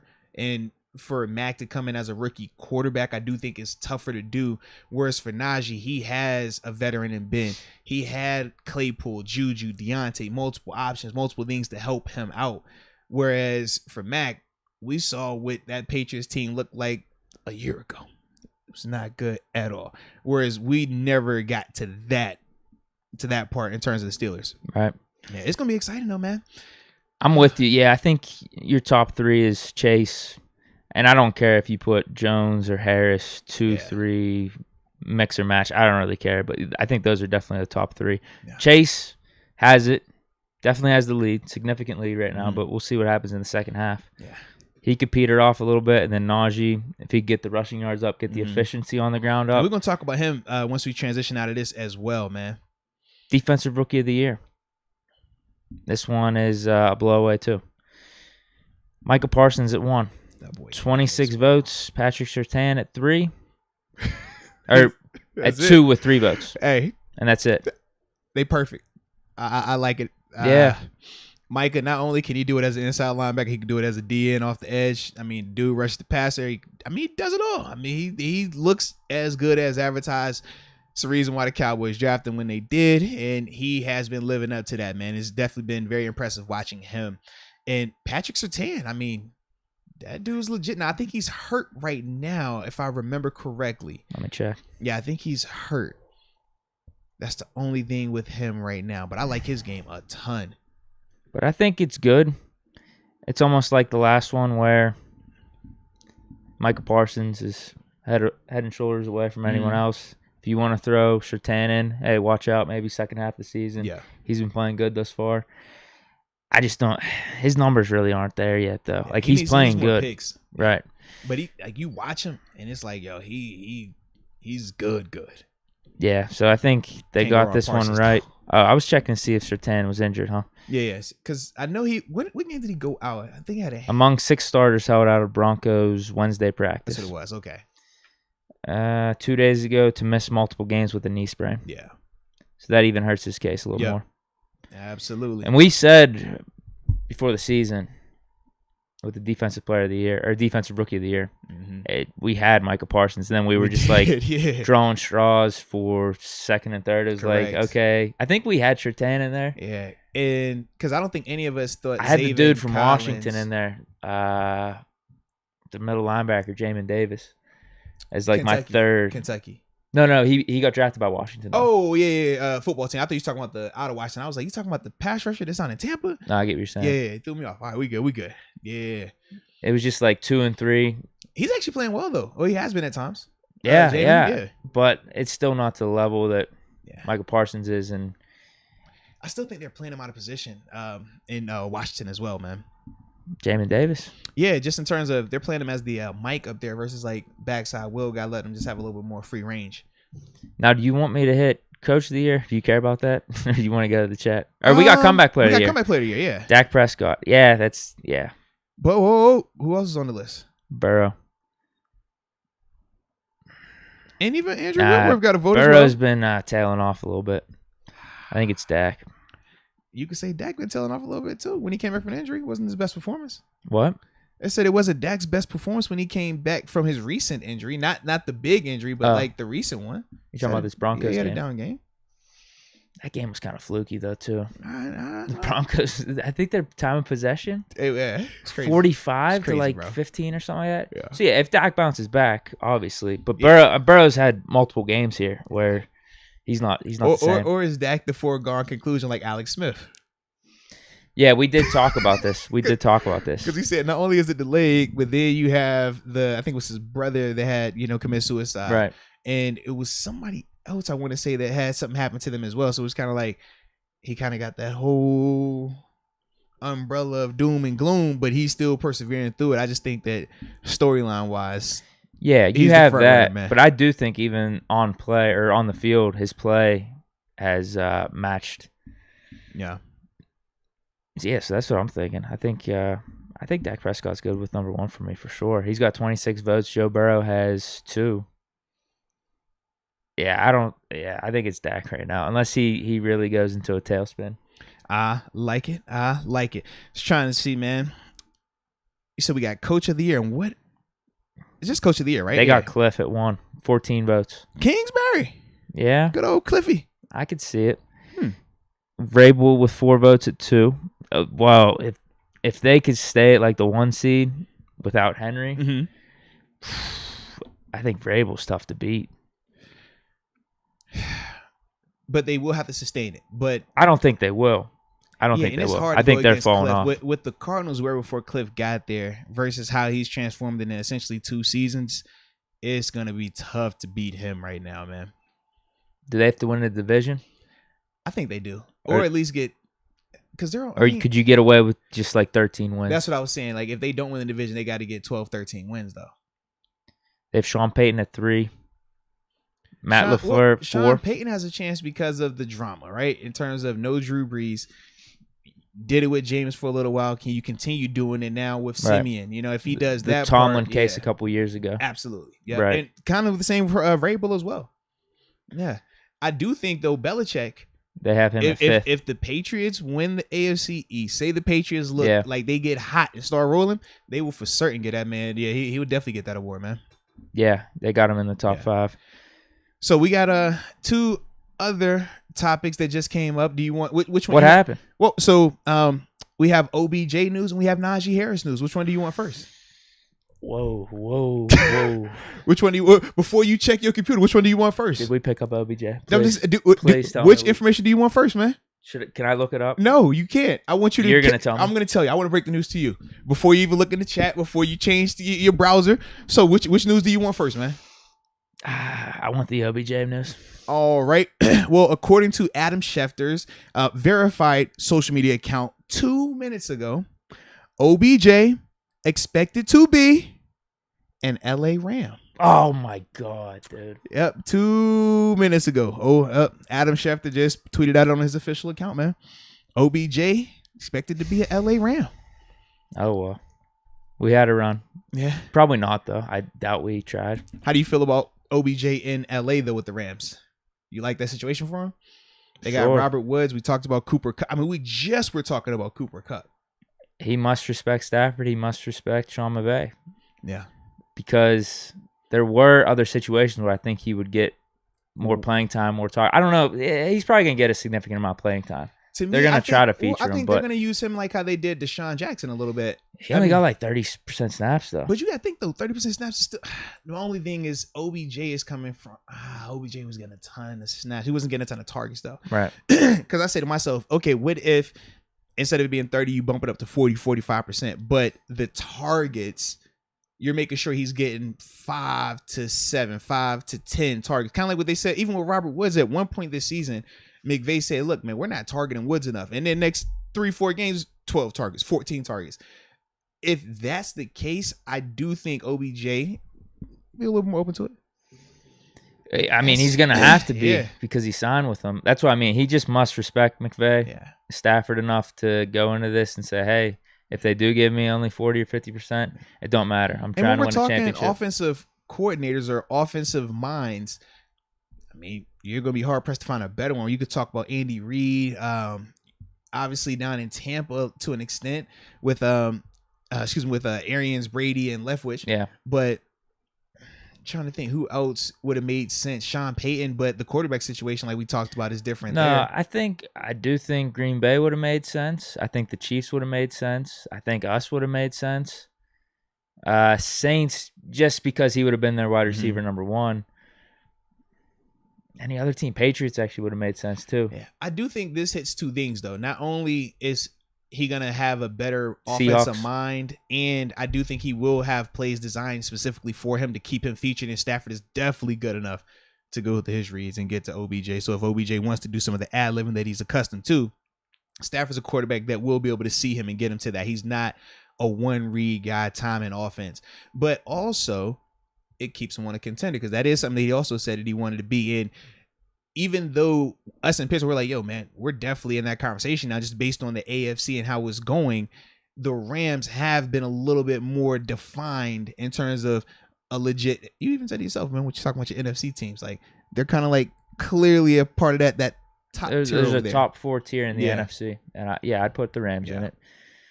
I'm surprised. They weren't being talked about. They weren't. I don't know. I kept hearing, was it Green Bay, Seattle? I heard Chiefs a little bit. Saints. Interesting, man. Patriots. Heard some of those teams. And I thought all of them kind of made sense. Yeah. I was hoping us. I really was. But I guess we didn't really make a play. Yeah. Now you ready for the Najee news? Okay. I don't know, though. All right. Yesterday's practice was a walkthrough. Essentially, today's practice was a regular practice. Najee Harris limited with a foot injury. You think it happened in the practice? I'm not aware. I just know I kept seeing people say, yo, Najee, what's going on with Najee? I pull up the Steelers injury report and I'm like, bro, whoa, hey now, limited, whoa. I'm happy to Kendrick hear that. Green's limited as well. Don't see a designation, but I don't see a designation on his injury. Eric Ebron, full participant, coming back from the hamstring. You know, it's revenge week. Yeah, revenge game. Cam Hayward was a full participant yesterday, but obviously, like I said, it was the walkthrough, so don't put too much into that. But he was limited today with the ankle. He's fine. Isaiah Buggs, full participant with a hip. Robert Spillane, limited today with the ankle. Chase Claypool was did not practice. And then your boy Seven, they're running out of slashes. Pec, right shoulder, whatever else you want to throw up there. Did not practice, but he'll be all right. I told you, dude. Warrior. You know what I'm saying? Warrior out here. I just hope next time I look at it, they have like an extra 3 or 4 more slashes next to him. Like, yo, it's the knee, it's the little toe, it's the middle toe, it's the pinky finger, it's the ring finger. Like, I want to just slash. And then he hits you with the, well, I just don't tell you everything. Not every injury needs to go up there. I'm like, bro, you about to get us indicted. Stop talking. You know the NFL listening. The Najee Harris news, I'm actually happy you said that because I thought it was going to be something worse. Yeah. Limited foot in practice. That is what got Derrick Henry, though, man. That's what got Derrick Henry. Did they say what specifically? For the foot for Derrick? Yeah. Derrick, it was the side bone by his pinky foot right here, pinky on his like where he does all his cutting and stuff and planting. Yeah. Oh. So that's why they said we don't know with this one. Correct. We don't know with this one, but that's what they were saying with Henry. It could potentially be season ending just because, surgery. I thought he was out. No, he's out, but they won't say that it's season ending. They keep saying that it's a potentially he could come back. Okay. Yeah. As long as he's out for our game. Mm-hmm. and potentially if we meet them in the playoffs. Yeah. Najee? Oh, and they're saying Kendrick Green had a hamstring. Is he limited? Yeah, he was limited. Yeah, him and Najee. Do we sit him this week? For who? I'd put Balaj as running back 1. That changes a ton. No Claypool and no Najee. That changes a lot. We'd have to get McFarland in there too. Yeah, that changes a lot, man. No, so you're not confident if we sit him? I'm personally not. I mean, you're taking away 2 of our best players. If you're talking about Najee being out and Chase being out. I think we could get away with sitting him. I personally don't, bro. I'm not pushing for it, but I'd be fine with it. Yeah. Yeah, I think we'd be fine. Like if we had Balaj out there and McFarland, that sucks too. That sucks too. Just imagine that, Claypool, Najee, Peterson just got signed. we could be scavenging the free agent market for Peterson right now. Who else is out there? Is there anyone? Bell, our boy Bell. He's already he's getting tutties. Well, they got all those guys. Those would be the perfect guys. Freeman, any of those 3, yeah. Freeman, Latavius Murray, seriously, Le'Veon Bell. Those are like the perfect 8-week, 1-year deal running backs you pick up in case your RB gets injured. Yeah, those guys are all gone. I don't know if there's anyone out there. I can't think of anyone. D'Angelo Williams. You ain't feeling that? No. Yeah, is there like a Martavis Bryant for running backs out there? Just like upside, just kind of like fell off. Haven't heard from him in a little bit, but he's available. I don't know. No one's coming to mind right now. Oh, and we also have, because I didn't want to let you. I didn't want you to think I was ignoring. There's more news.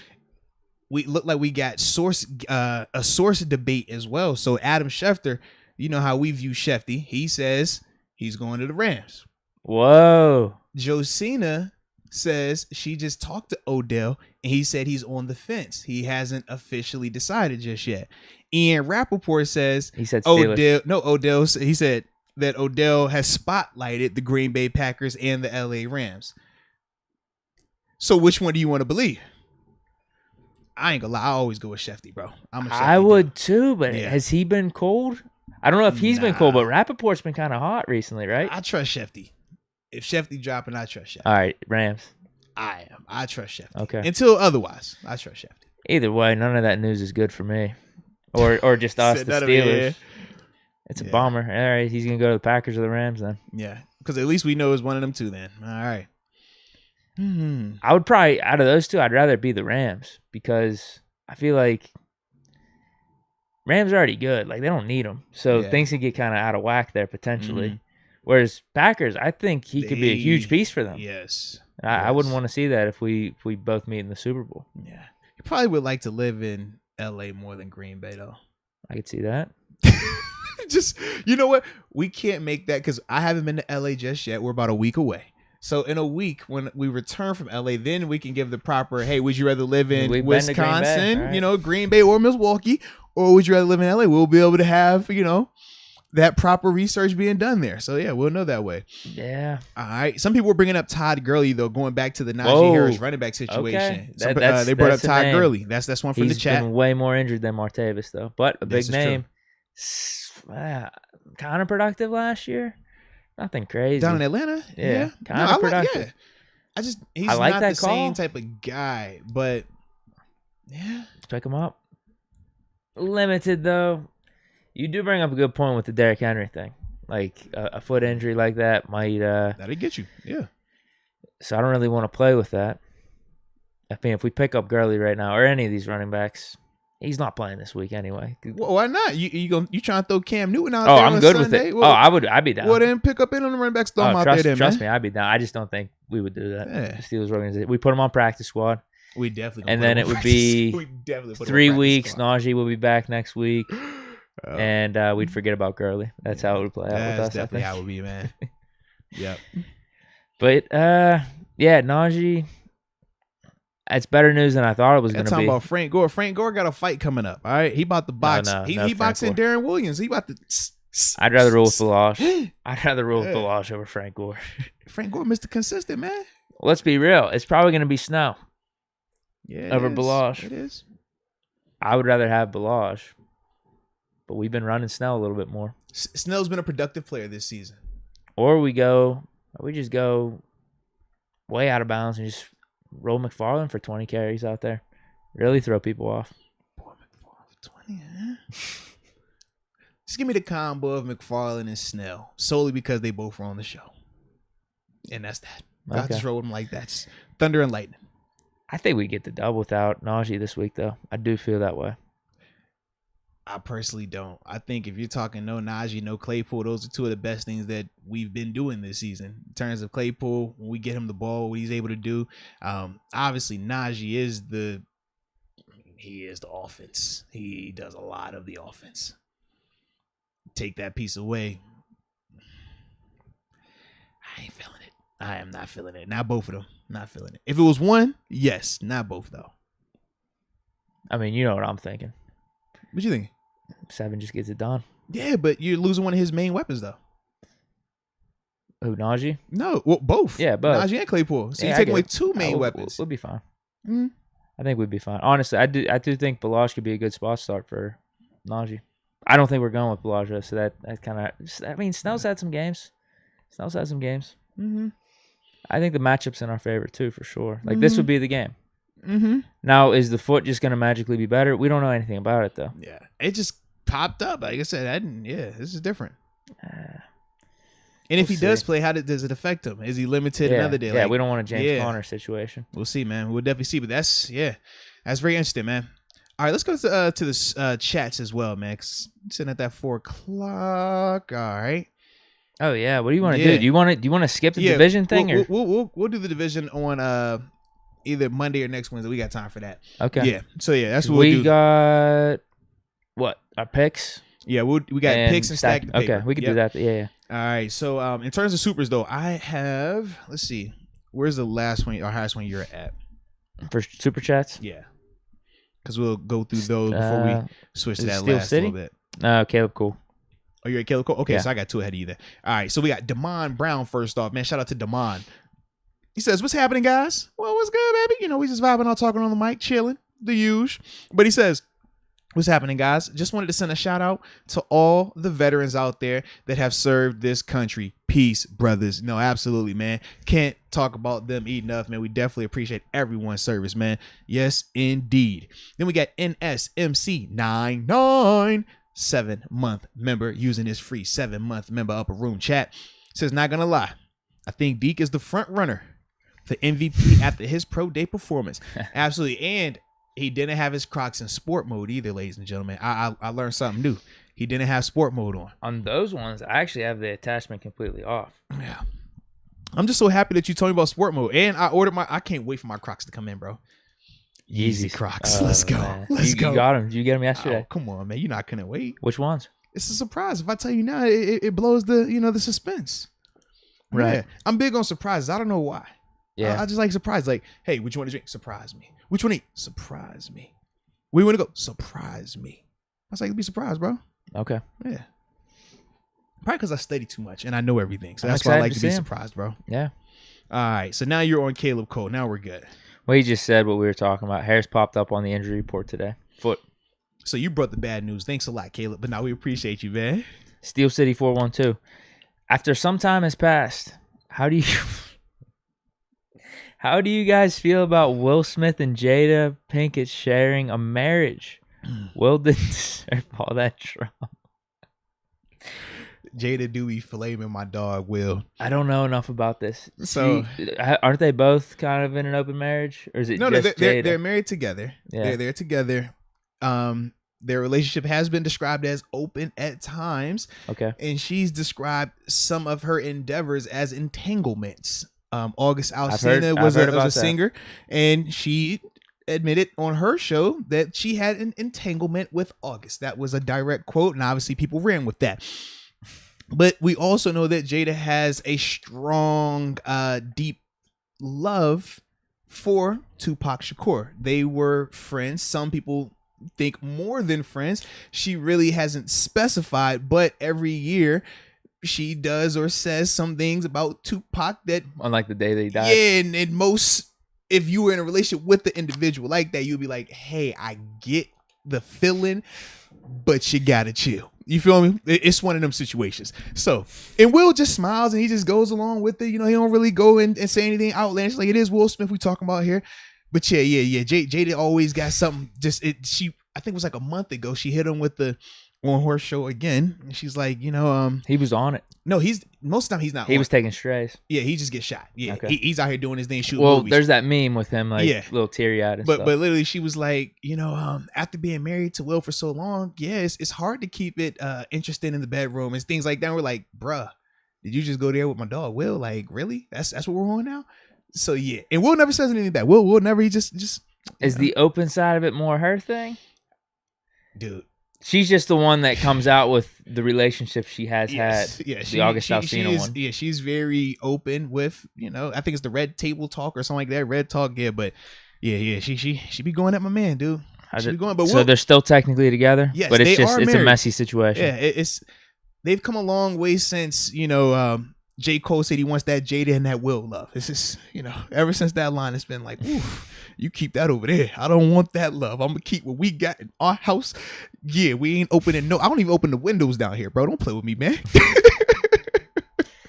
Stephon Bell. Man. Have you guys heard about STL getting, I guess St. Louis, getting an expansion team with the Kroenke lawsuit? Can't wait to see the Steelers here at home again.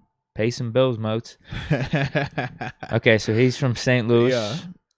Is this a thing? I'm not sure. So 31 NFL. There's 32 NFL teams, so it'd be 33. Mm-hmm. Is that what we're doing? I'm not sure. Like I said, I haven't reached that at all. I mean, St. Louis is probably a team or a place they don't really want to go if they're doing expansion. Because they've had 2 teams out there so far, right? What, St. Louis Cardinals way back? Yeah, in the 50s the Rams. Yeah, the Rams were 90s to 2000s. Yeah. Or no, they might have they were late 90s, 2000s. Yeah. Yeah. I got to assume if they wanted out of St. Louis, they don't want to be back, but I don't know if this lawsuit would force the NFL to bring a team back. Yeah. Like I said, I'm not 100% sure what team could leave. I'm sure you could relocate like Jacksonville or something. Yeah. The only reason I don't think Jacksonville is ever going to get moved, their owner has, like, I don't know. I just think it's just different. Oil money. Yeah. You know what I mean? Like, certain ones kind of like when you talk about Dallas. Oh, Dallas is like, bro, Jerry ain't moving. Like, Jerry got that money that's above reproach. Like, certain people are just in a different bracket. Yeah. And they're actually willing to spend as well like that, you know? Yeah. I'll have to see the lawsuit. I'd just be surprised if NFL goes back to there. But good for him if he could see some games back in St. Louis. Yep. And I think, is there 2 more? 1 more? 3 more. Should be Let's Go UW is the next one. Yeah. He says Deke just doesn't straight up respect competition. I'm trying to find it, but that's what it said. Deke straight up doesn't respect competition. That's pretty accurate of you. Yeah. That's accurate. You know that's accurate, bro. I don't know. I think I'm humble about it sometimes. What's your definition? What do you like to say? You say, what do I say? Optimistic? No, I wouldn't say that. You're not cautiously optimistic. I'm confident. I'm confident but humble at the same time. How about that? Mm-hmm. That's fair. Yep. Michael Alexander. This will be the return of Big Ben home cooking past. It's time for a big game. They got my emoji in there. Big Deke Karma. Big Ben home cooking past. Yeah, like. Oh, Ethan Ben said Big Deke Karma because I'm like, hold on, Deke. We don't want your bad karma now. We need good karma, right? That's a good karma. Oh, it's good karma. Okay. Yeah, Ben at home. Okay. Yeah, this would be a good game. All right, let's get it then. Is Color Rush again? All right. Just checking. We should do the Bumblebees for this one. We should. Because old we time's did. Sake, man. Yeah. Old time's sake. What was it, 13 Bumblebees, us versus Lions? Megatron and AB. Yo. Brilla 92. This is the Will Smith combo still. Jada is for the streets. Bet she's out there taking street meat. Will doesn't deserve all those stray bullets. Let those rules be reversed, though. He brings up a good point. The boy said the street meat, Lord. Yeah, we could probably talk a lot about this here. He brought up a lot of potential topics. Oh, man. With that little comment. Yeah, that's... That get us in the off-season. That's off-season. That'll be a whole hour and a half off-season episode right there. Lord. That boy said the street meat. Oh. Martin D. Hopping in from work. Any update on the situation for the LA game? My first ever Steelers game, and would love to roll up with some of the community. Oh, no, man. So, absolutely, man. We'll be tailgating out there. I will post that in the community page. All right. I think I should have the new flyer. Yeah. I think you sent me. Yeah, I got the new flyer. So, yeah, I will make sure I post that. Full transparency. I didn't want to post all the flyers at once because I didn't want people to get confused. So, I think the most recent one I posted is for this Sunday's game. And I typically was just going to wait until until after the game to post the new one. So that way nobody's looking at the wrong flyer and things like that. Just trying to do my part. But if y'all don't need that, if y'all feel like that's too simplistic, then, I could easily go ahead and just drop them all in there and we'll be good to go. Got just some people ripping on Jada in the comments. Bro, my boy said she for the streets. I mean, it's not looking good for her right now. We'll just leave it at that. That is some of her decision making and some of her comments have been a little bit, questionable. Like, what is your intent behind what you are saying? I think we can question Will, though, too. Of like, why are you still in this? Why are you still like putting up with it? I guess he loves her though. Sometimes you can't control you. Bro, remember we talked about how many times you wanted AB in the midst of AB's storm. Not on the backside when AB was cleared and everything was fine. It's like, no, in the storm, you were like, yo, I want him still. I still love him. It's okay. So for Will, he's like, yo, Jada, that's bae, yeah. Is it finger wave shortcut Jada, or is it we set it off Jada? Which one we on? We got the box braids. Is she cut? Like, you just never know which Jada you gonna get. You feel me? Yeah. So maybe for Will, he's like, what? I just gonna have a little bit more, empathy and a little bit more patience with her. That's all. Yeah, I guess if he doesn't care, I mean, it's his life, right? Yeah, but I'm just like whatever he's willing to put up with. But it would always be interesting if the roles were reversed. If Will was out here slinging street meat and he out here, ringing them up like, yo, man, Jada, her breath stink. Actually, I can't stand kissing her, bro. That's why I'll be out here doing all these shows, because her breath smell like toes. Like maybe if he said that, everybody be looking at him sideways. He was, man, I ain't gonna lie. When you with the same chick for that long, man, Jada, it's not as spicy anymore. Like, imagine if he said those things. They would crucify him. For a fact they would, man. They would crucify that man. But because it's Jada, we all laugh about it. Oh man, dang, Will. We should question Will. Why he even staying? That's all. Oh, we got a little rumor here. Oh. He did do a movie with her. Oh. Will is probably, he says, slinging M. Robbie. One movie, right? Or it was with the movie. I know he had the one movie. Was it Focus? I've seen pictures of them, They looked about it. We'll just say that. They look about it. They looked about it. Listen, Will is in a committed relationship. And yes, I just believe that Will operates with full faithfulness. But what are those parameters in an open marriage? I don't know, because like I said, I don't even open windows. What I'm saying. I don't know. I keep my door closed. My son knocks on the door all the time. Dad, open it. Nope. Nothing's open in this house, man. Will's not talking about it out in public, though. We'll say that. Thank you. If you're going to do it in-house. Okay? Jeez. Okay. Is there anything else? Well, we do have one thing before we switch over to our predictions and picks. Okay. For this week's games. We got to pay bills. And I don't want us to get in trouble for not paying bills. Sure. So let me make sure I pay the right bill today. Give me 1 second. Okay. Is this the bill for today? Oh, okay. I know what bill we are paying today, ladies and gentlemen. Today. That calendar's so organized. Hey, you saw it, right? Chill. I could never do that. Chill, yo. I need to, though. I need to get a calendar.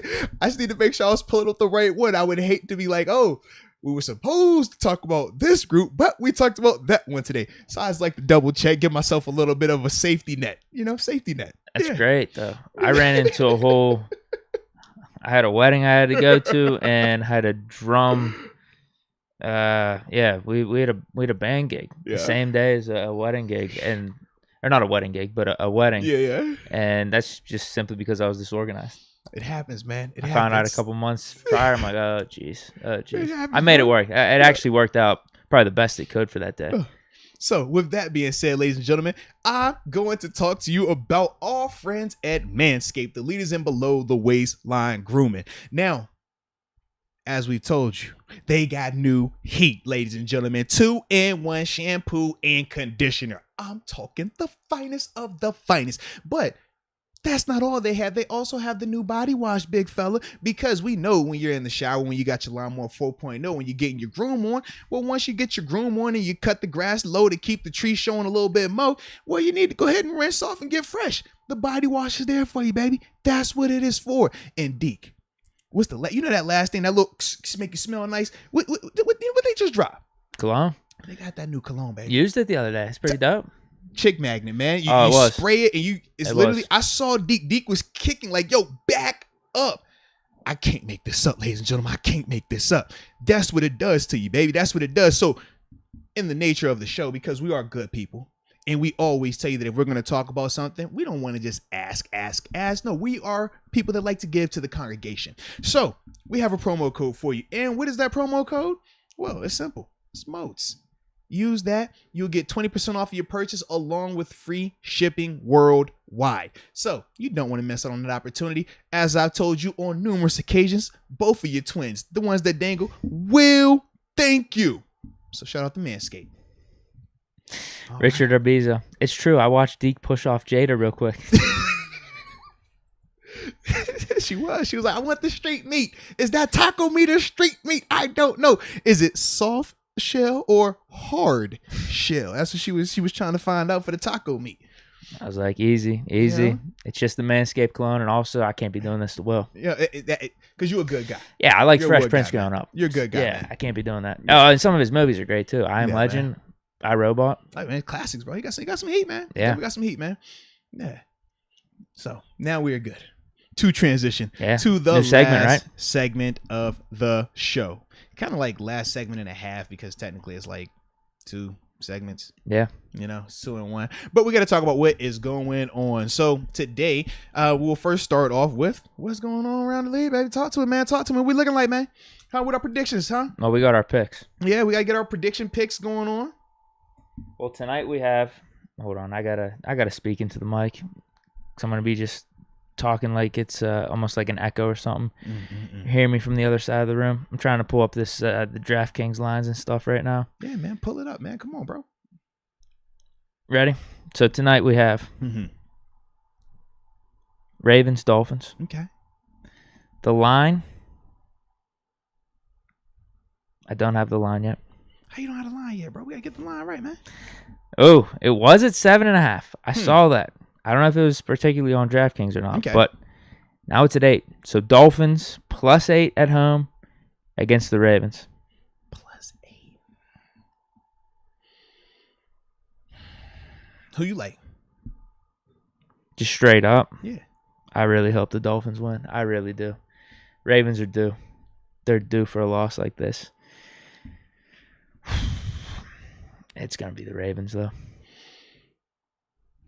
Yeah, I think I'm going to go with the Ravens as well. It's unfortunate. I mean, for the AFC North, this would be a great loss. Great loss. AFC opponent. It'd be great for us. A lesser than opponent as well. Yeah. But Ravens are good. Dolphins aren't. Yeah. I'm trying to see if Tua is playing tonight. It's saying game time decision. I think I like him a little better with Tua. Yeah. I don't know if that makes the difference though. So I'm gonna stick with the Ravens. I'm going Baltimore as well, man. I don't want to make a pick where I'm picking the Dolphins. I'd be pissed if I lose that one. I mean, it's just a stupid pick. Yeah. It's just a stupid pick. I'm looking back. If the Dolphins lose, and they got defense, this is just Xavier and Howard. Very unwise. They got some guys this out would there, be very man. unwise to. They got some guys out there though, bro. Because right now I'm 2-4. I'm 2-4 total. I went 1-3 last week. Yeah. What is my record right now? Well, you're the opposite then. 4-2. Yeah. Oh shoot, you went 3-1. I did. All close games last week too. I know. All close games. And see, for me, the thing that's funny, bro, when you say 3-1, I focus on the one loss and I'll forget about the other 3 and just assume like coming in like, dang, man, I tricked it off. And then we'll get in here and I'll get to look and I'm like, I actually did all right. Okay, let's go. It's not bad at all. Yeah, man. All right. See, I got Baltimore tonight then, man. Yeah, same. That's even that's just the smart way to go. Yeah. If you're picking Baltimore, I'll pick Baltimore too. You want to take Dolphins? No, I'm taking Baltimore. But I was gonna say it is official as we're looking at NFL Network. Oh, yeah, Schefter then. Shefty, as I said, we can't be claiming Ian Rappaport when anytime Ian Rappaport says something negative about the Steelers or, people always bash him. You know what I mean? Oh, he's sad. He looks salty. He looks salty. He's looking like Marsh after the Steelers game. He looks super salty right now. Like, I'm not surprised. You not Shefty, big fella. And Josina, I respect the game. I do, but you not Shefty either. That's like going against Woes. Like, it's certain guys you just... Isn't she on ESPN? She is, yeah, she is. But it's certain people you just don't go against, baby. Because, like I said, who that's like going against Woj. That's like going against Woj. Right, Josina wasn't linked in with the he asking the owner, the editorial, and things like that. Like, that's what Shefty talked to owners. He talked to he's with the suits, not the rumors. And hey, that player. Hey, you ask him. You talk to that guy about that. Hey, what you hear in the locker room? No. Shefty is up here. It's levels, man. It's levels. We got Steelers-Lions. Steelers at home, -8. This is. I see why the line is moving a little bit now, man. Do you want to? Which way? Was it 7.5? Oh, was it 9 initially? I thought it was 9 initially. Okay. Yeah, and I know they took all the player props off for the Steelers as well. Yeah. Are you switching your pick? Well, no, because right now I'm still under the impression that Najee is out there. Do you want to leave room for an adjustment on Saturday or Sunday? I think if Najee isn't playing, that is significant information. Would you take I think the Lions? if Chase, that's what I mean. If Chase Claypool isn't playing, I think that's significant. Is it worth the tweet to you or the text saying like, "Hey, do you want Lions?" We'll put it like this: if we're talking about money, if I know Chase and Najee aren't playing, I'm going to take the Lions with the spread. But if we're just talking about straight up who I think wins, I do think that the Steelers will still be able to get it done. Yeah. Okay. But I think it becomes a what if I gave you like 3 points for ours? But it would have to be no Najee, no Chase. Okay. That's the only way I'm doing it. You do 3? I don't want to, but I would. Okay. So we can talk about it on Sunday potentially. Yeah, but it would only cases if Najee and Chase aren't playing. Okay. Not one or the other. Not he's going to start, but he might not. One of the if both of them aren't playing, you give me the points. Yeah. Okay. I'll text you then. Right. I'll throw it out in a tweet. For sure. Man, I'm going to be right with you when we find out. We're going to be tailgating. Oh, yeah. Why did I think this was away for a second? What we talking about, man? Okay. You can be down. We're going to find it at the same time. We probably take a shot and be like, oh, bro, we're good. Or something like, oh, he's making a double. This is going to be a fun game. It's a different vibe for the 1 o'clocks, but I think, we're starting early. Yeah. And 4 or 5 o'clock, then you can actually go down North Shore and hang out for a little bit, watch the 4 o'clock games. And for us workers, we'll enjoy not having the super condensed week also, right? Get a little bit more time in there, space things out. We know we got a trip this weekend coming up, so yeah. Right, yeah, because the Monday night, the Sunday night games, when the game's over, it's like, I'm not trying to go out and continue drinking. I'm trying to sober up because I'm like driving down there. But this one, you could still go out and drink for a little bit and watch the 4 o'clock game. So I'm excited for this one. Now we got Jets at home against the Bills. +11. I don't like the +11, but I like the Bills to win. Yeah, I'll stick with the Bills too. Can't go with the +11 after the Jag situation. No. So you would go Jets with the points maybe, like if you're just straight up betting. If I was going points, yeah. Okay. Because I don't like just based on how the Bills' offenses look right now. They move the ball. That's the crazy part. But how's Mike White looking? Oh, is your boy back? How Jets correctly choosing Mike White can backfire. Mike White to remain Jets starting QB against the Bills. So they're picking him over Johnson. Yeah. Which I think makes sense. Although I turned the game off, I think. He played well though. Third quarter or something. I was this thing's over. But then everyone told me in the Twitch stream next day, like, Jets almost covered actually. Like they came back and stuff. I was actually surprised. So yeah, they're sticking with White. So you like White though, man? Why don't you take the Jets? You'd have to give me some points. Why? You'd have to give me a touchdown. Bro, they literally just lost by 3 to the Jags. I know, but you're trying to wrap me into a bad bet again. They lost by 3 to the Jags. You got me on Vikings Ravens last week and also Chargers Eagles. Those were bad bets by me. But it was the Jags. Bad decisions. It was the Jags though. I think we would all agree that the Jags and the Jets are pretty much. You'd have to give me a touchdown at least. There's no way. The Bills didn't score it was 6 points. 6 points against the Jaguars. The Jets defense is pretty bad though. Bro, what? They got C.J. Mosley. No, they looked like shit against the Colts. Man, come on, bro. They look good against the Bengals. That may be more of a one-off. No. For the Jets? No. Because the game that you hyped about for Mike White is what? The Bengals game. So which one is you can't call that one a one-off but not the other one a one-off. I mean, it's the same game. No, because it was the same I game, hedged my expectations for White on Thursday night. I only had him going over like 200 something. It's not like I was. It's like, yo, he balled out that game. I think he's better than thing. You were ready to say we he's need better more than, of a sample size. He's better than for Zach sure. Wilson off of that one game. I'm ready to think about it. For sure. Then that means that they should be even in a better situation. So you should take that straight up. Bro. I need 7 points. 3. What if 3.5? No, I need 7. Bro, the Bills scored 6 points. I need 7. Jets, and even if that's a bad bet, the probably. Jets the past 2 weeks have outscored what the Bills score, bro. So think about that. They've outscored with the Bills. They've outscored the Bills the past 2 weeks. It's still the Jets. But they outscored I still think the Bills are a solid team. Oh, man. It's the Jets we talking about, though, bro. I don't think they're as hype as everyone's been talking about. See, if it was Zach Wilson at quarterback, I could agree. I can understand the hesitation. You know I want this to happen, too. A Mike White just destroys the Bills. Is that not good for the AFC, for us? It is good, but it's not a smart move. I'll take 7. I need 7 points. 7 points? Come on. I need 7 points. The Bills didn't even score 7 points last game. I get it, but they didn't score 7 points last game. How can I say 7 points when they only scored 6 points? I need 6 points. I need 7, Jags, dude. And I think White's probably still banged up. Like he wasn't looking right on Thursday. You ain't a White believer. If you were really a believer in White, you'd be like 3.5, and I'm good. I need 7. It's up to you. You got to tell me, White, bro. You're not a believer. It's all right, bro. 7, yes or no? You're not a believer, bro. I can't do it because they only scored 6 points last week. Oh, so you're concerned about your squad? Sure. How about that? So you should take the Jets because I'm concerned. So you should take the Jets right here, man. Straight up. No, not straight up. I need 7 points. 3.5, 4. I need 7. 5. And that's my final offer. I need 7. Dude, the Bills, it's no guarantee they're going to score a touchdown. So how can they get to 7? I don't think the Jets defense is that good. And I don't think the Bills are as bad as they were last week. You never know, man. Maybe it's a hangover. Maybe they're reading the press clippings. If anything, I think that motivates them a little more. I don't know, man. Division opponent, too. I hope they go down. Yeah, I definitely hope that. Come on, man. So no deal? Nah, I'm good. 7 points. I'll you know what? If I'm good, man. The whole Steelers Lions won, if anything changes there, I'll tweet that out also. Or no, I'm not going to tweet it out. I'm going to be with you. But I'll also say, like, you want to rethink that Jets-Bills one. Bucks, Washington football team, +9 at Washington. +9? But just straight up, I'm taking Bucks. So. Yeah, straight up, definitely Bucks. But I kind of like the +9. Nah, I'm going Bucks, bro.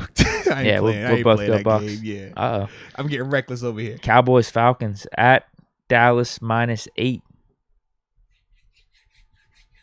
You want to go against the fam here? Birdman hands. Let's go. I think I got one. I'll go Cowboys. You want Falcons? That's a big spread, too. It is. I like it with the spread. I like it a lot with the spread.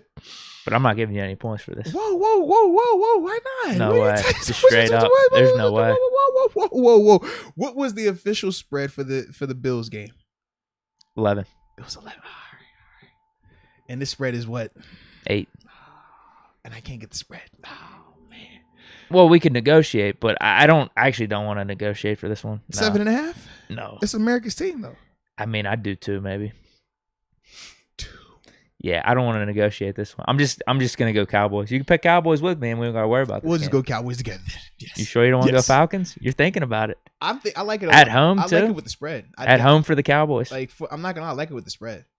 I don't like it straight up though. How many points would you need? Does 3 do it? No, heck no. Because I do think the Cowboys win the game, but I don't think it's a blowout. Or even if they get up big, I do think that Matt Ryan they're gonna score, bro. Okay, both Cowboys then. Yes.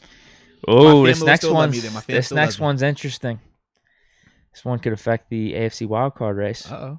Patriots at home, -2.5 against the Browns.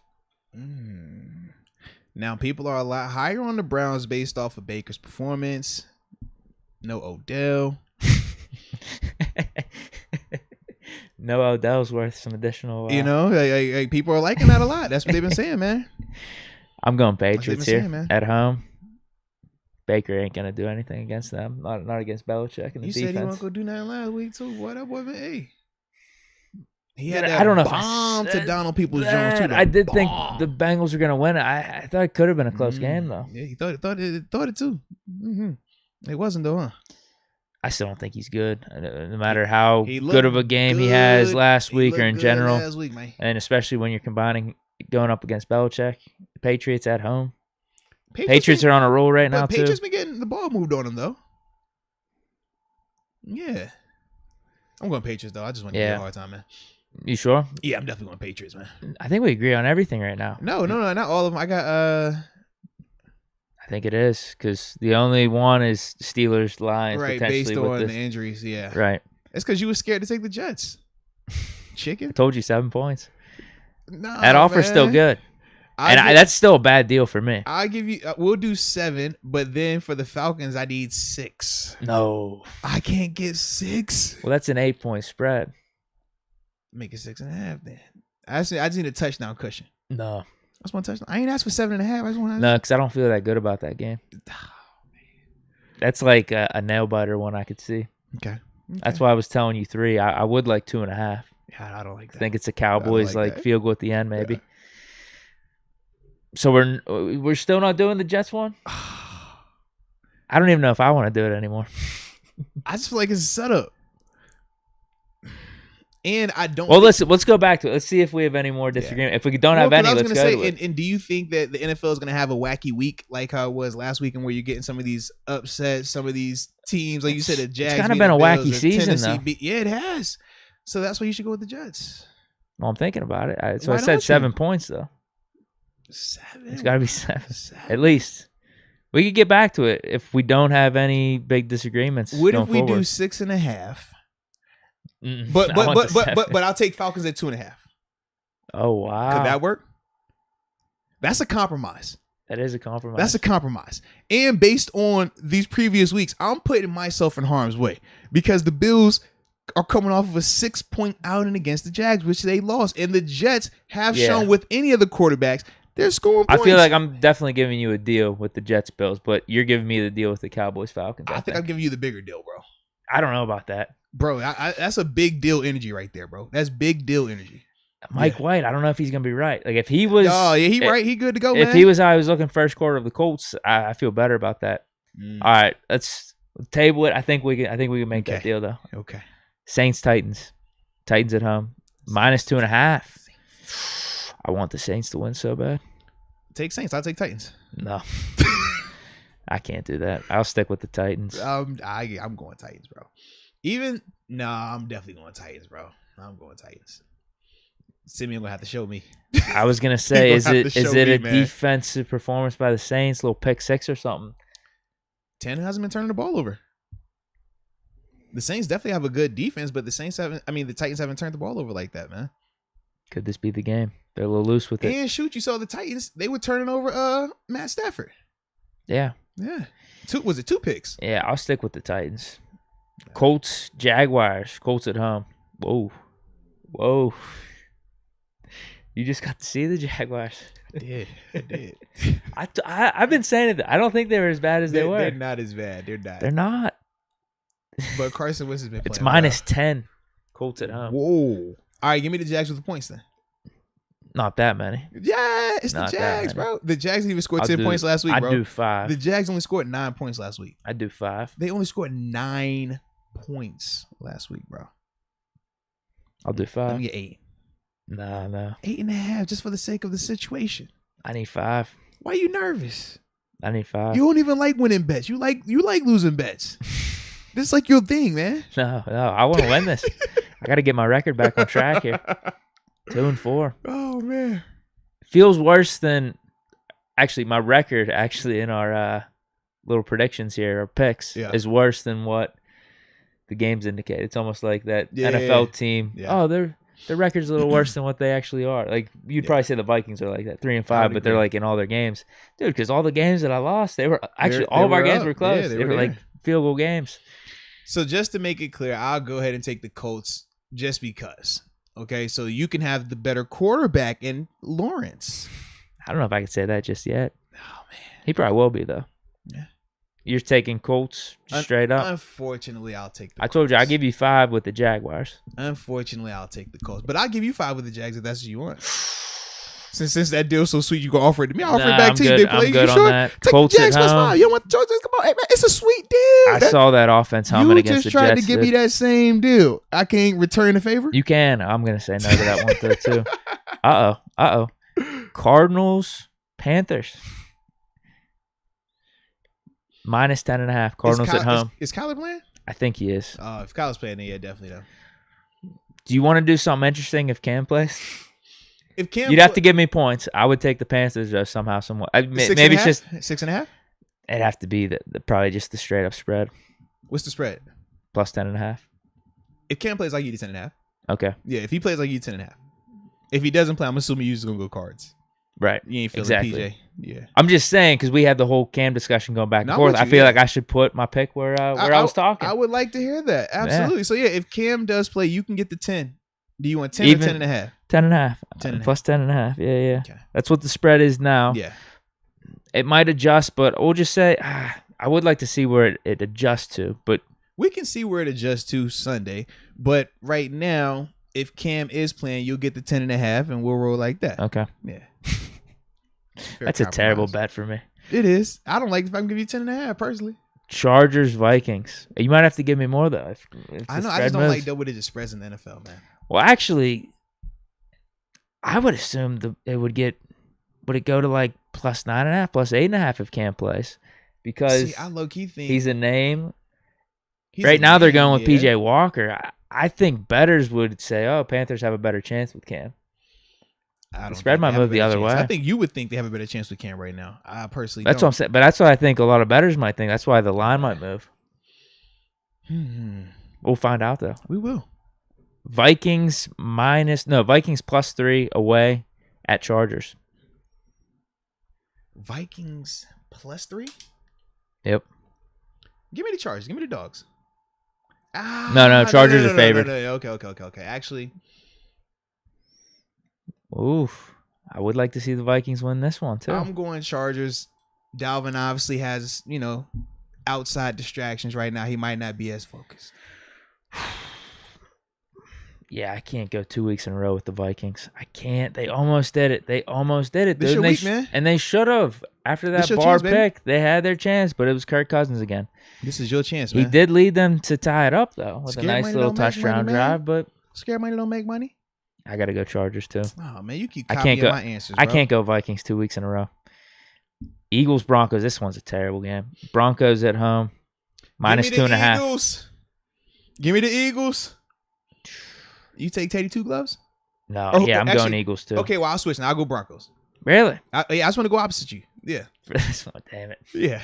So if you want Philly, if I want Broncos, you'll go Eagles. Yeah, so which one you want, man? Because I'm going to talk myself into either one. Broncos at home.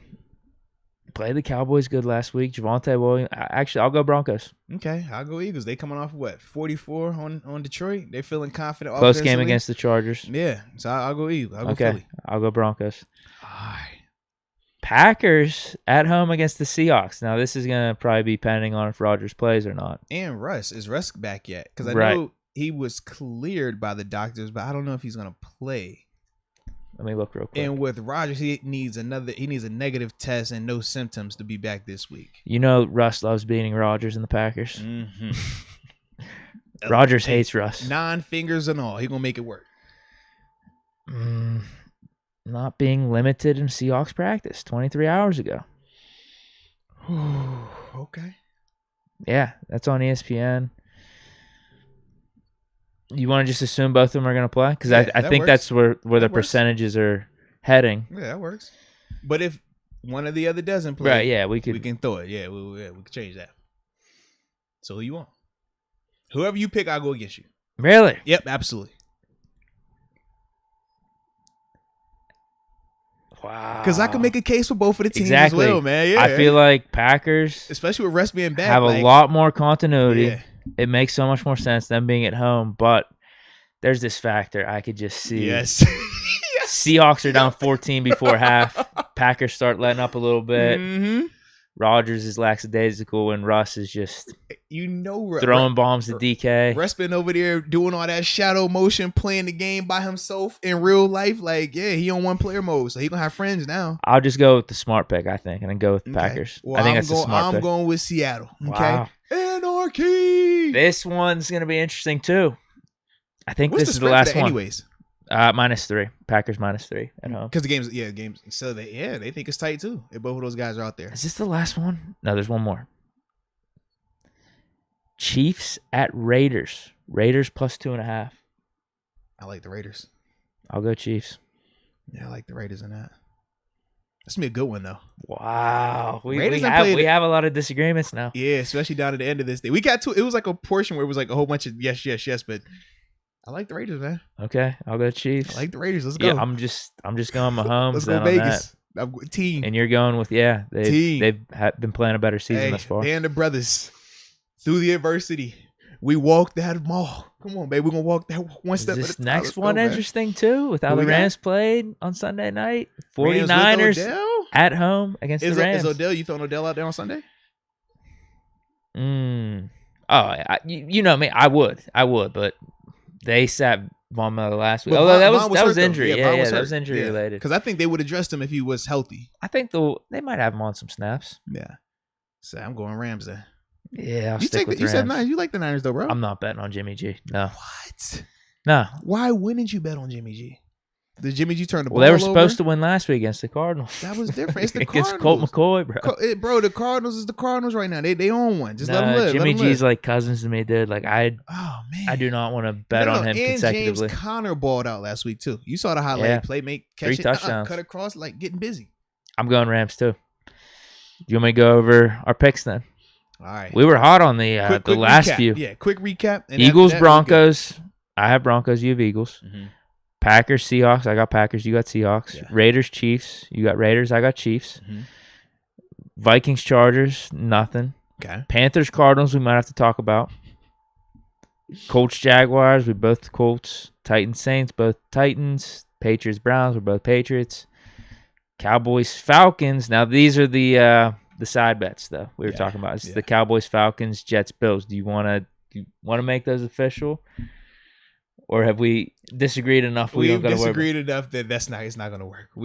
You're good with that, though. Yeah, you don't want to worry about the spreads. Irreconcilable differences. We just couldn't come to an agreement. Jets, Bills, 7 points. We don't want to do that anymore. No, we said 6.5. We said 6.5. But that comes with like 11. But the 6.5 comes with the Cowboys 2.5. 2.5. Yeah. Falcons.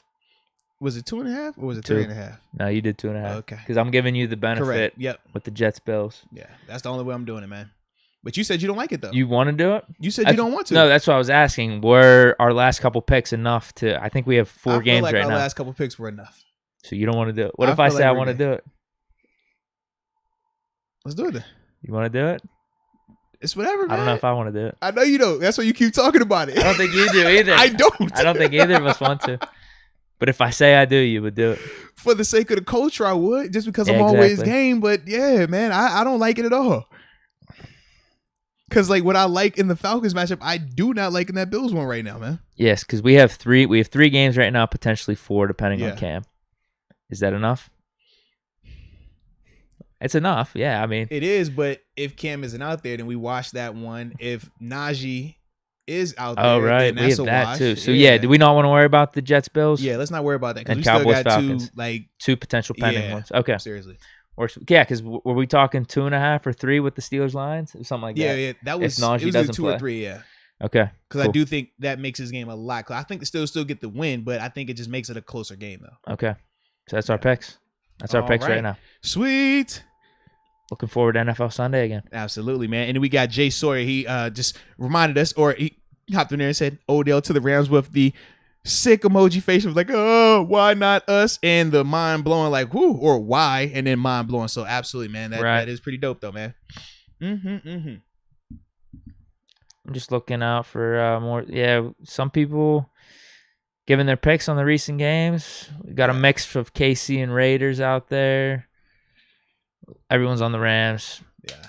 NSMC99 saying Cowboys for that Cowboys-Falcons one. Richard Stanton says Russ is back. He thinks Russ is playing. That helps you out, man. Hey, I like it. If Russ out there, man, we got action.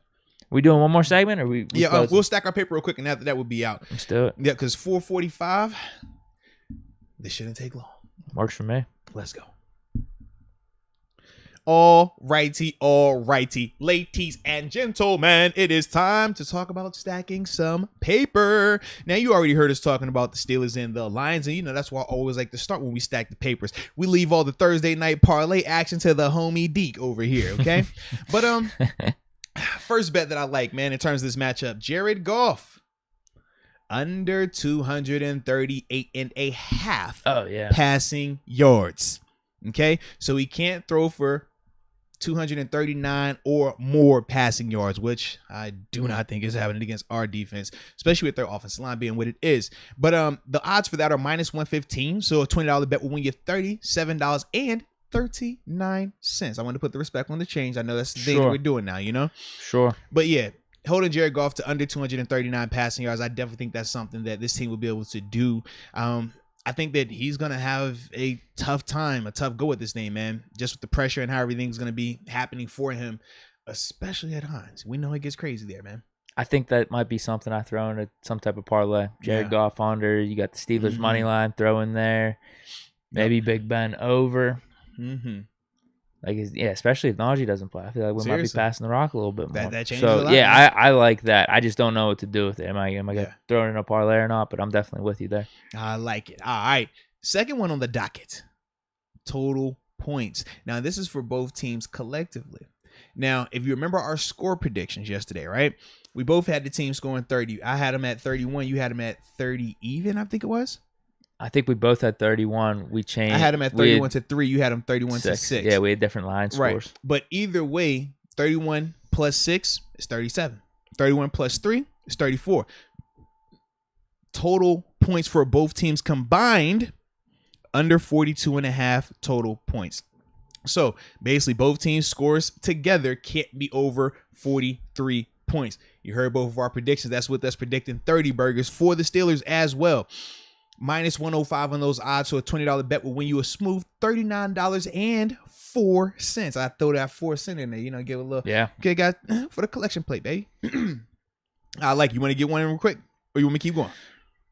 Well, I got this Pitt jersey on. Oh, here we go. I usually do Thursday night football for the NFL. We got Ravens, Dolphins tonight. I'm not even going to be paying attention to that one because I'm going to be down in the city of Pittsburgh at Heinz Field. North Shore. Yeah, watching Pitt take on North Carolina. Now, I'm looking at this right now. And DraftKings has this advertised right here. It's set to be a shootout in UNC versus Pitt. Bet the team totals here. So they're making me look at the team totals. They want me to look at this. And they're saying it's set to be a shootout. So they want me to take the over. But what did I say at the beginning? I could see a game where Pickett's doing good. Yeah. Pitt is doing good as well. But Sam Howell doesn't rise to the occasion. Nor does the North Carolina team. So this total, 72. So that's 72. You need at least, 35 from each team. That's the average. Plus 2 there. So 36 from each team. And if either defense plays well enough. Or the other offense doesn't do any good. That's why I'm looking at that under. It doesn't feel good. You always like to take the over. Thursday night, though, short week. Short week, too. Short week.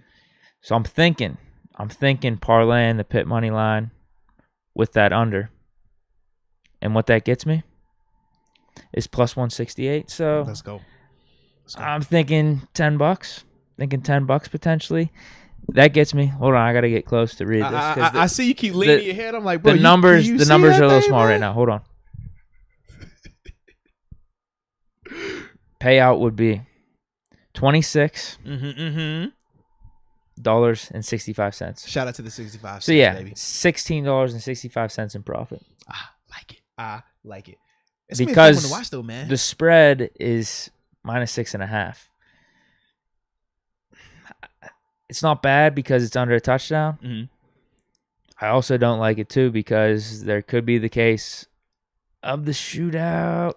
But then I'm also taking the under. I'm banking on North Carolina not living up to the occasion. Okay. That's really what I'm doing, and picking the dub. I can respect that, man. All right. For me on this end, let's go talk about the Detroit Lions here again.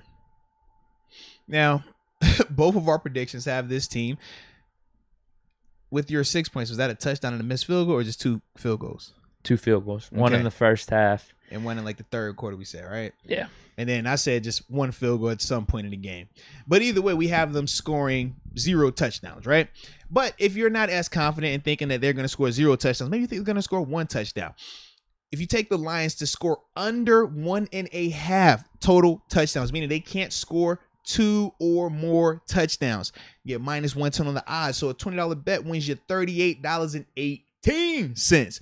And I do like that a lot because I do think our defense will be able to cause a lot of problems for this Lions offense, man, just based on what you see on tape with that group. Now, this is my other funny one right here. Not funny one, but the one I like. Okay. So we always talk about Steelers money line, and we all can agree, like, hey, man, Steelers money line is a no-brainer. The only thing that I don't like are the odds in terms of the payout with Steelers money line because they're so heavily favored in this game. But if you take the Steelers with the spread, -8, meaning the Steelers would have to win by 9 or more points, which, like you said, when you hear our predictions, that is implicating that, right? Think they're going to win by 9, double-digit, whatever.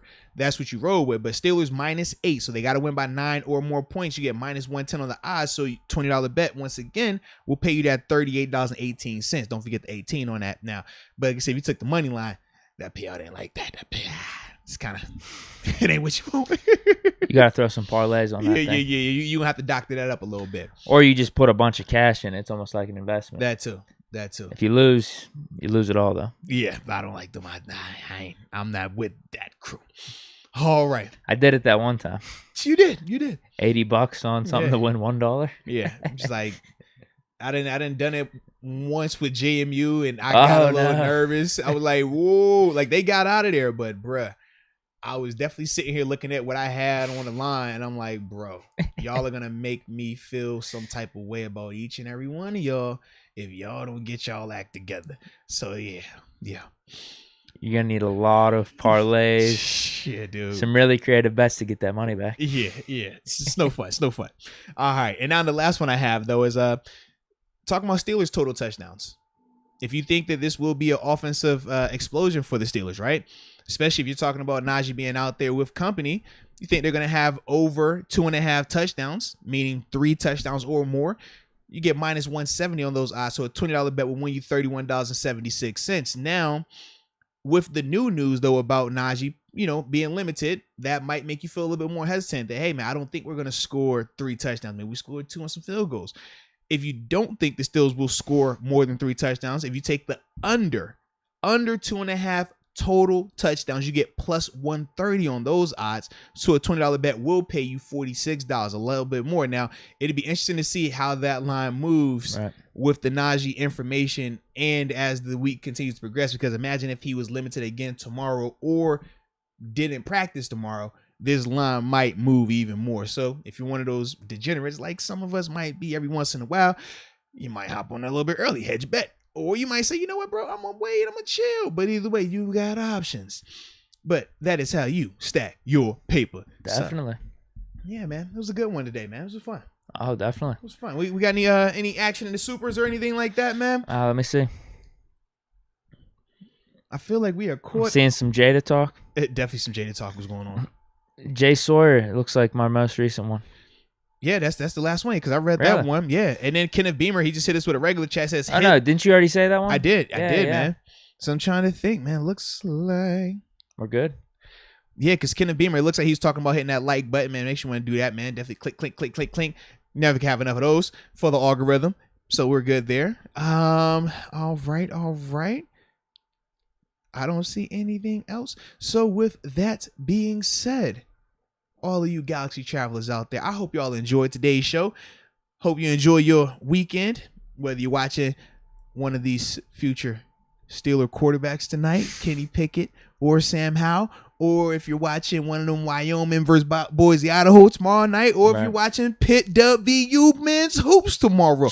Whatever I was looking for that line. I couldn't find it yet. Whatever y'all are doing this weekend, make sure you enjoy yourselves, stay safe, and research as much as you want to, baby. It's on the house. And once again, happy Veterans Day. Shout out to all the veterans, man. We really appreciate your support, man, and the sacrifice that y'all have made for this country, man. Cannot say that enough. So with that being said, we'll holler at you. And until next time, baby. Peace.